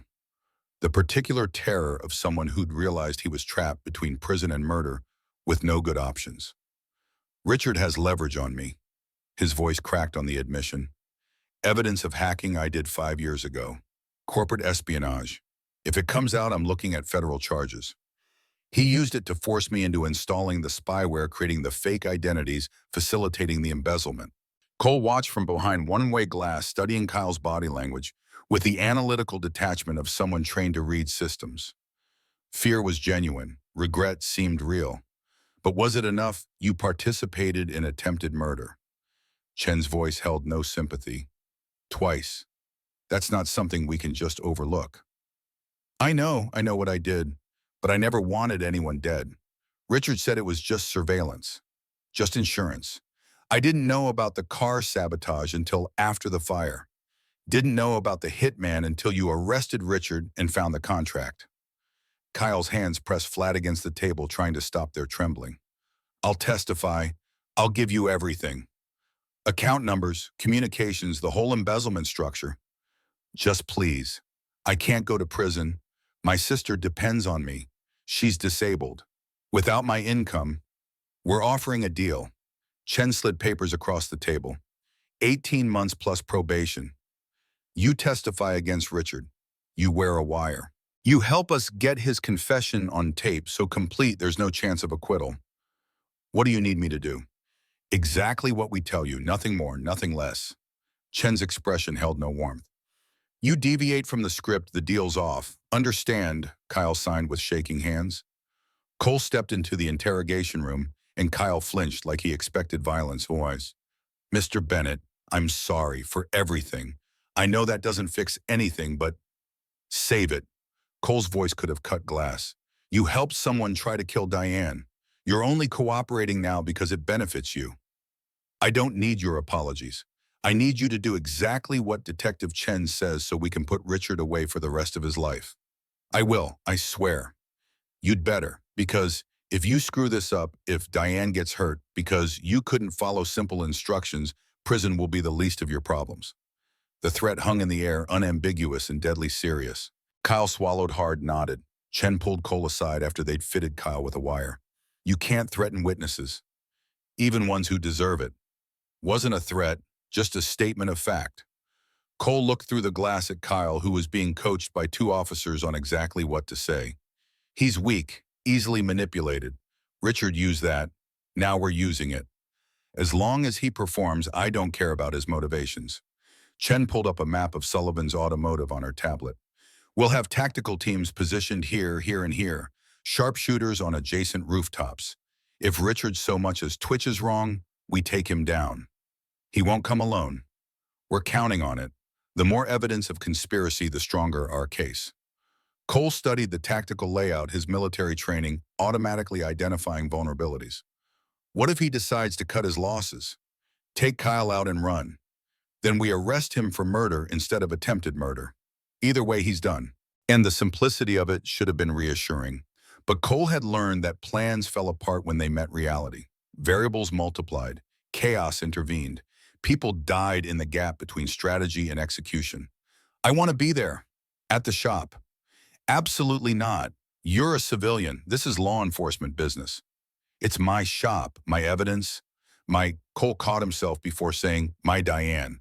But Chen heard it anyway. She matters to you. I get it. But you being there puts everyone at greater risk. Let us do our job. Cole wanted to argue, wanted to insist on protecting what was his. But Chen was right. His presence would complicate an already dangerous operation. And if something went wrong, Emma needed him alive. Fine, but I want real-time updates. And the second Richard's in custody, I want confirmation. Deal. Monday is 7:47 p.m.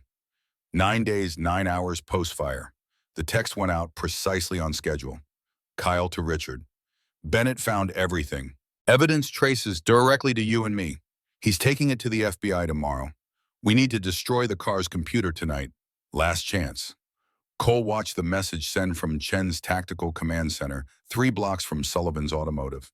Around him, monitors showed live feeds from a dozen hidden cameras, thermal imaging from rooftop positions, audio from Kyle's wire picking up every breath. Richard's response came within minutes. Where Bennett's working late at Sullivan's shop. He'll be alone after 9. Meet me there. We wipe the system, maybe sabotage his backups. Too risky. It's prison or this, your choice. The weight stretched like razor wire. Cole's hands clenched and unclenched muscle memory from years of precision, work seeking outlet. Beside him, Chen directed her team with quiet efficiency, positioning officers, confirming sight lines, running contingency scenarios. 8:54 p.m. Richard's car appeared on surveillance 2 blocks from the shop. Black BMW tinted windows, driving cautiously but not suspiciously. He parked on a side street, killed the lights, sat for a full minute before emerging. Target acquired. Chen's voice carried through the tactical channel. All units hold position. Wait for my signal. Richard walked to Sullivan's back entrance like he had every right to be there. Tried the door, found it unlocked as planned, slipped inside without hesitation.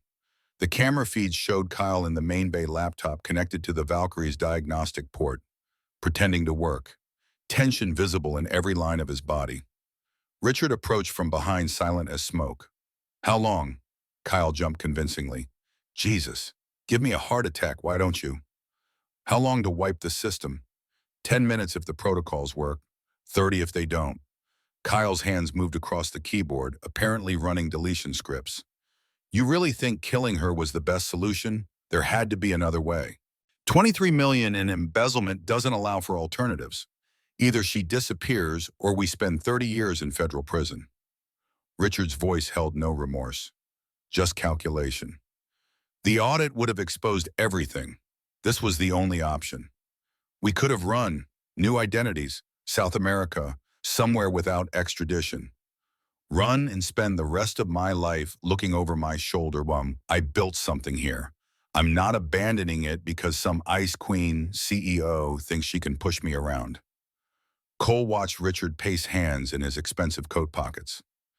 Something about the way he moved set off alarms. Richard wasn't here to destroy evidence. He was here for something else. Chen, something's wrong. What do you see? He's too calm. Kyle's giving him exactly what he wants. Cooperation, evidence, destruction. But Richard looks like he's waiting for something. On screen, Richard pulled out his phone, checked the time, then smiled. Kyle, you did good work. Really excellent. Thanks. I think the deletion's almost... Richard pulled a gun from his coat pocket, aimed it at Kyle's center mass with practiced steadiness. But I don't need you anymore. Kyle froze, hands up, wire transmitting every spike of his terror. What are you doing? Cleaning up loose ends. You think I don't know about your immunity deal, about your cooperation? I've had people watching you since your first meeting with Detective Chen. Richard, please. We can figure this out. We're past figuring things out. Richard's finger tightened on the trigger. Nothing personal, just business. Go, go, go, go! Chen's voice exploded through tactical comms, but Richard was faster. The gunshot cracked through the shop like thunder. Kyle screamed, twisted, fell. Blood bloomed across his shoulder where the bullet had caught him. Cole was moving before conscious thought, out of the command center, running towards Sullivan's with every ounce of speed his body possessed. Chen's shouted orders faded behind him. All that mattered was stopping Richard before he could kill Kyle and disappear into whatever escape plan he had arranged. The shop's main door stood open. Cole burst through, saw Richard standing over Kyle's fallen form gun, raised for the finishing shot, saw tactical teams converging from side entrances, saw the moment Richard realized he was trapped and decided to take everyone down with him. Their eyes met, recognition flared. Richard swung the gun toward Cole. This is your fault, all of it. Drop the weapon. 4 officers' weapons drawn, flashlights blinding. Drop it now.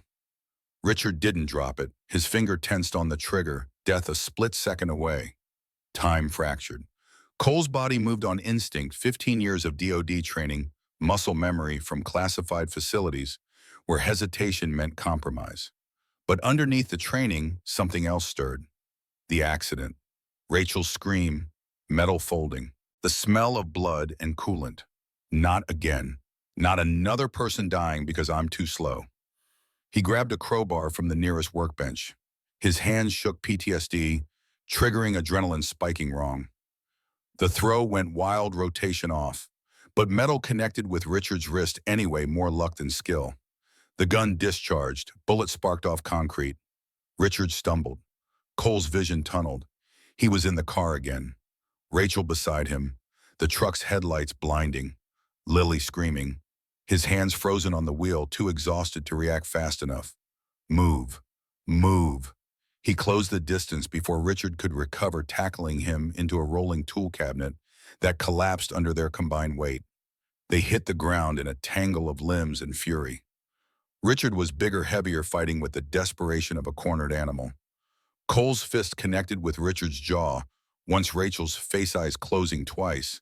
Lily's scream cutting off, feeling bone crunch against his knuckles. Bennett, stand down! Chen's voice cut through the red haze. Hands pulled him back. Police voices shouting orders. Richard face down on concrete, arms wrenched behind his back, handcuffs, snapping closed with metallic finality. Cole staggered sideways, legs giving out. His hands wouldn't stop shaking. The flashback receded slowly, leaving him gasping on the shop floor, vision clearing enough to see Kyle bleeding but alive. EMTs already working on him. You're under arrest for attempted murder, conspiracy to commit murder, embezzlement, and about 15 other charges we'll think of later. Chen's voice was ice as she read Richard his rights. Cole sat heavily on the concrete, adrenaline draining away, leaving only exhaustion and delayed terror and the horrible understanding of how close he'd come to dying. His hands shook violently. Blood from split knuckles dripped onto the floor. He'd attacked an armed man. Could have been killed. Almost was killed. Left Emma orphaned because he couldn't stay out of danger. Breathe, Bennett. You did good. Chen crouched beside him. Stupid, but good. Is Kyle going to make it? Paramedics say yes. Bullet went through clean. He'll testify.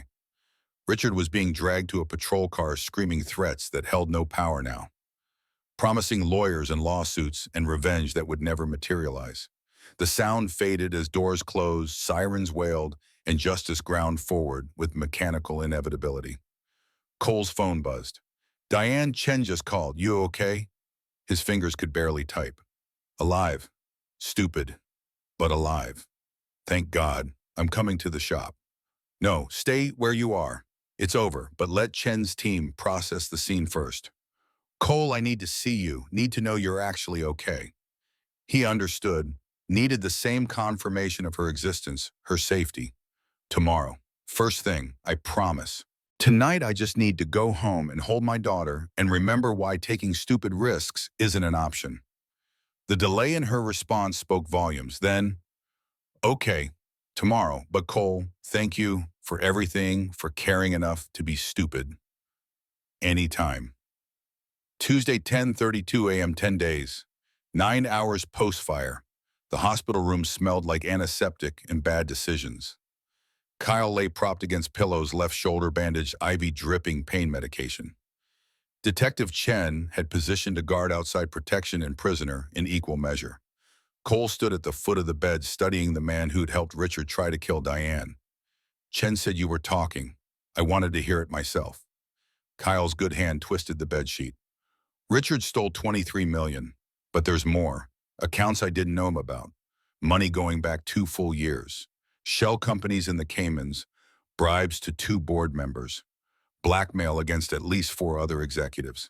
The scope of Richard's corruption expanded like poison gas, not just embezzlement, not just attempted murder. A systematic dismantling of Harper Technologies' integrity. Why help him? Because he had evidence I'd hacked a competitor's servers 3 years ago. Corporate espionage. I needed money. Thought I was untraceable. But Richard found me. Recruited me specifically because he could control me. Kyle's voice cracked. "I'm not asking for forgiveness. I know what I did was unforgivable. But I gave Chen everything. Every account. Every password. Richard's going away for a long time." Cole turned to leave, paused at the door. "Your sister, the one who depends on you. Is that even real?" "Yeah, Maria, she's got MS. Can't work. Without me," Kyle's breath hitched. "She'll end up in some state facility. So yeah, I'm going to prison. But at least I'll be alive to take care of her after." The desperation was real. The fear genuine, but it didn't absolve anything. "Chen says you're testifying in 2 weeks, grand jury." "I'll be there. I'll tell them everything." Kyle's voice strengthened. "Richard Vance is going to spend the rest of his life in a cell. I'll make sure of it." Cole left without responding. Justice would proceed on its own timeline. Richard would face trial. Kyle would serve his sentence. And somewhere in the margins, lawyers would argue while the people they'd tried to kill got on with living. 3 months later, January. The verdict came on a Tuesday morning in January. Richard Vance guilty on 14 counts. Sentenced to 32 years federal prison, no possibility of parole before 25. Kyle Harrison's testimony had been devastating. Every account number, every forged signature, every conversation where Richard had planned murder like it was just another business transaction. But that Tuesday was important for another reason. Emma's heart surgery, Seattle Children's Hospital, Dr. Sarah Patel performing the procedure for the 217th time, 98% success rate. Cole sat in the waiting room holding Diane's hand while surgeons opened his daughter's chest and repaired the hole that had been trying to kill her since birth. 4 hours stretched like years. Cole couldn't eat, couldn't read, could only sit and breathe and pray to gods. He wasn't sure he believed in that Emma would survive the knife where Rachel and Lily hadn't survived the crash. When Dr. Patel emerged still in scrubs, Cole stood so fast his chair scraped loudly. The surgeon's smile was exhausted but genuine. "She did beautifully. Repair was textbook. She's in recovery now. Should be awake in about an hour." Cole's legs stopped working. He sat down hard, head in hands, shoulders shaking with sobs he'd been holding back for 3 years. Diane held him while he fell apart, her own tears falling into his hair. "She's okay. Your baby's okay." They let him into recovery first. Emma lay tiny against white sheets, breathing tubes still in place, monitors beeping steady reassurance. Cole took her small hand and felt her pulse steady, strong, no longer racing to keep damaged chambers pumping. Her eyes opened. "Found him. Tried to speak around the tube. Don't talk, bug. You're okay. Surgery's done. Your heart is fixed." Tears leaked from Emma's eyes. Happy tears, Dr. Patel said later. Pain medication keeping her comfortable. But Cole saw his daughter's relief, her understanding that the broken thing inside her had finally been repaired. February, 3 months post-verdict. Frank Sullivan called in early February, his voice carrying the weight of decisions made final. "Need to talk to you about something." They met at the shop after hours. Frank looked older than his 55 years, tired in the way that came from 3 decades of hard work catching up all at once. "I'm retiring. Doctor says my back can't take another Seattle winter. Wife wants Arizona. Play golf, visit grandkids." He paused. "I want you to buy the business." "Frank, I can't offer, payment plan. You run the place, pay me a percentage for 10 years and it's yours." Frank's grin was sly. Unless you'd rather I sell to that corporate chain, let them turn Sullivan's into Express Lube number 47. That's not fair. Life's not fair, but this offer is. Think about it. Cole did think about it. Diane solved it with typical directness. Partnership, equal investment, Bennett Harper Automotive. We run it together. I handle strategy and finances. You handle operations. Frank gets his retirement. Everyone wins. You'd give up being CEO. Lauren's more than capable. The board respects her. And honestly, I'm tired. Tired of proving myself. Tired of building wealth I don't enjoy. Her eyes shone with vision. I want to build something that matters. A shop that helps people who can't afford help. A nonprofit model. A legacy measured in lives improved. We could call it Second Chances Auto Repair. Cole thought about all the times he'd needed help and couldn't afford it. All the single parents whose cars broke down and derailed everything. I think Rachel would have loved it. Then let's do it. They presented the proposal to Frank the next day. He read through projections and mission statements, finally extended his hand. Deal on one condition. Name it. I get to be there for the grand opening. Saturday, late February grand opening. The renovation took 6 weeks instead of 3 months.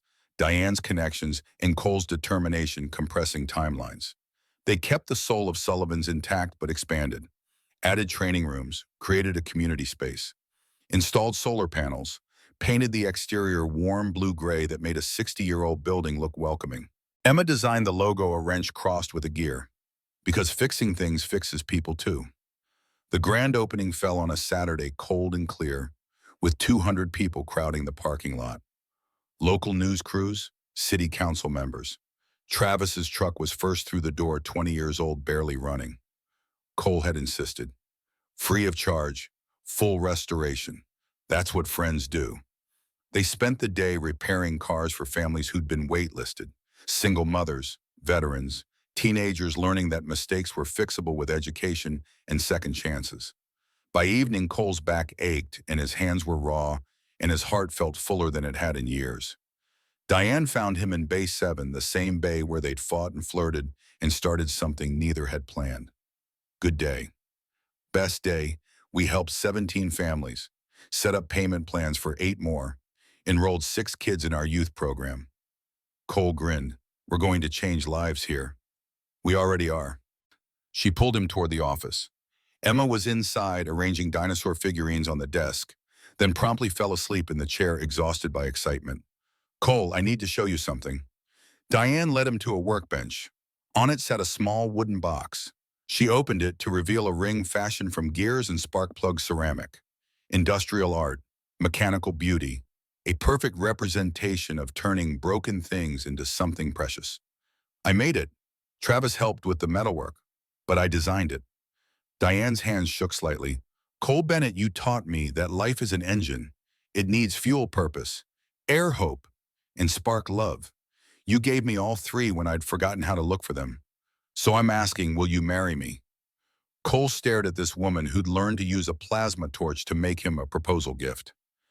At Emma sleeping because she trusted them to protect her while vulnerable. Yes, obviously yes. I love you and your terrible coffee and your stubborn determination to prove you can change oil despite all evidence to the contrary. I'm getting better. You drained the transmission fluid last week. They laughed and Cole slipped the ring onto his finger. It fit perfectly. Emma stirred open, sleepy eyes. Did she ask yet? I said yes. Good. Can I be the flower girl? Can we have a dinosaur theme? One thing at a time, Bug. August, 6 months later. The wedding happened at Brooklyn Botanical Garden, where Rachel's ashes had been scattered 3.5 years earlier. Cole had agonized over the location. Travis had set him straight. Rachel loved you. She'd want you happy. She'd want Emma to have a mother. 50 people bore witness. Emma served as both flower girl and ring bearer. Mr. Patches carried in a special satchel. Travis stood as best man, Lauren as maid of honor. Emma's speech came before the vows written in careful 8-year-old handwriting. Today we make more light. Mom and Lily were lights that went out, but Dad and Diane are new lights, and Mr. Patches and me are lights too. So we're not replacing the old lights. We're just making more, making enough light so nobody has to be in the dark anymore. There wasn't a dry eye in the garden. Cole's vows were simple. Diane, you taught me that being broken isn't the end, that sometimes the best things are built from pieces that didn't fit anywhere else. You taught Emma about good things lists. You taught me that loving again doesn't mean forgetting. I promise to always answer my phone at 2 a.m., to keep teaching you which fluid goes where, to build a life Emma can be proud of, to be worthy of the second chance you gave me. Diane's vows made him cry. Well, you gave me a spark plug and told me it was about basic principles. I kept it on my desk for months thinking it was a nice metaphor, but I was wrong. It was an instruction manual. You were teaching me how to rebuild myself from components I thought were worthless. You showed me that power isn't measured in dollars, that the most valuable things are small hands holding yours while you watch cartoons. I promise to love Emma as fiercely as you do, to never make you feel small for choosing family over ambition, to be the fuel to your spark, and together we'll keep our engine running forever. They kissed while Emma cheered and Mr. Patches watched, and somewhere in the universe, Cole chose to believe Rachel and Lily were cheering too. 1 year later, final scene. Bennett Harper Automotive thrived. 43 families served last month. Emma healthy running playing soccer with the abandon of someone who'd forgotten sickness. Diane's hair in messy ponytails. Cole's hands always stained despite expensive soap. Cole found Diane in the office doing bookkeeping. Emma was on the floor with dinosaurs creating elaborate prehistoric dramas. Hey, got a minute? For you always. I've been thinking about your good things list. Diane pulled out the notebook worn from handling. 247 items. What's number one? She read without hesitation. The day a mechanic gave me a spark plug and changed my life. Cole sat on the desk edge, pulled her between his legs. Mine's longer now, too. Want to hear number one, obviously. The day a woman with a declined credit card let me pay for coffee and accidentally became my whole world. He kissed her forehead, her nose, her mouth. Thank you. For the coffee. For the second chance. For Emma's surgery. For building this with me. For everything. Thank you for answering your phone that morning. For fixing my impossible car. For being brave enough to protect someone who'd been nothing but rude to you. Diane's hands linked behind his neck. For teaching me that life needs fuel, air, and spark to run, and that I'd been missing the spark for 15 years. Emma looked up from her dinosaurs. Are you guys being mushy again? Because that's gross, but also nice. Yeah, Bug, we're being mushy. Good. Mushiness means you're happy. Through the office window, Seattle spread out in shades of gray and green, rain starting to fall. The shop's neon sign flickered on Bennett Harper Automotive. We fix cars and people. Cole's phone buzzed, a text from a number he didn't recognize. My car broke down and I can't afford repairs. I saw your mission statement online. Is it real? He typed back, it's real. Bring it in Monday. We'll figure something out together. Because that was what second chances meant. What spark plugs and good things lists taught you. That everyone deserved help. That building something beautiful from broken pieces wasn't just possible, it was the whole point. Cole Bennett had lost everything once, had spent 3 years believing survival was the best he could hope for. Then Diane Harper walked into his life unable to pay for coffee, and he'd learned that sometimes the universe gives you exactly what you need, disguised as something you didn't ask for. Now his engine ran smooth, all cylinders firing, fuel, air, spark, purpose, hope, love in perfect balance. And for the first time in 3.5 years, Cole could breathe without his chest hurting. Could look at the future and see possibility instead of loss. Could hold his daughter with both hands instead of one hand while the other clutched at grief. Life had taken Rachel and Lily, but it had given him Emma, had given him Diane, had given him this messy, complicated, beautiful second chance at actually living instead of just surviving. Diane rested her head against his shoulder. Emma hummed while arranging her dinosaurs. Rain drummed against windows. The shop phone rang with another person needing help they'd gladly give. Cole closed his eyes and felt the rhythm of it all. The engine of his life rebuilt, repaired, running better than it ever had. Not perfect, never perfect, but good, honest, real. And in the end, that was worth more than satellites. More than security clearances, more than all the corner offices and stock options in the world. It was worth everything.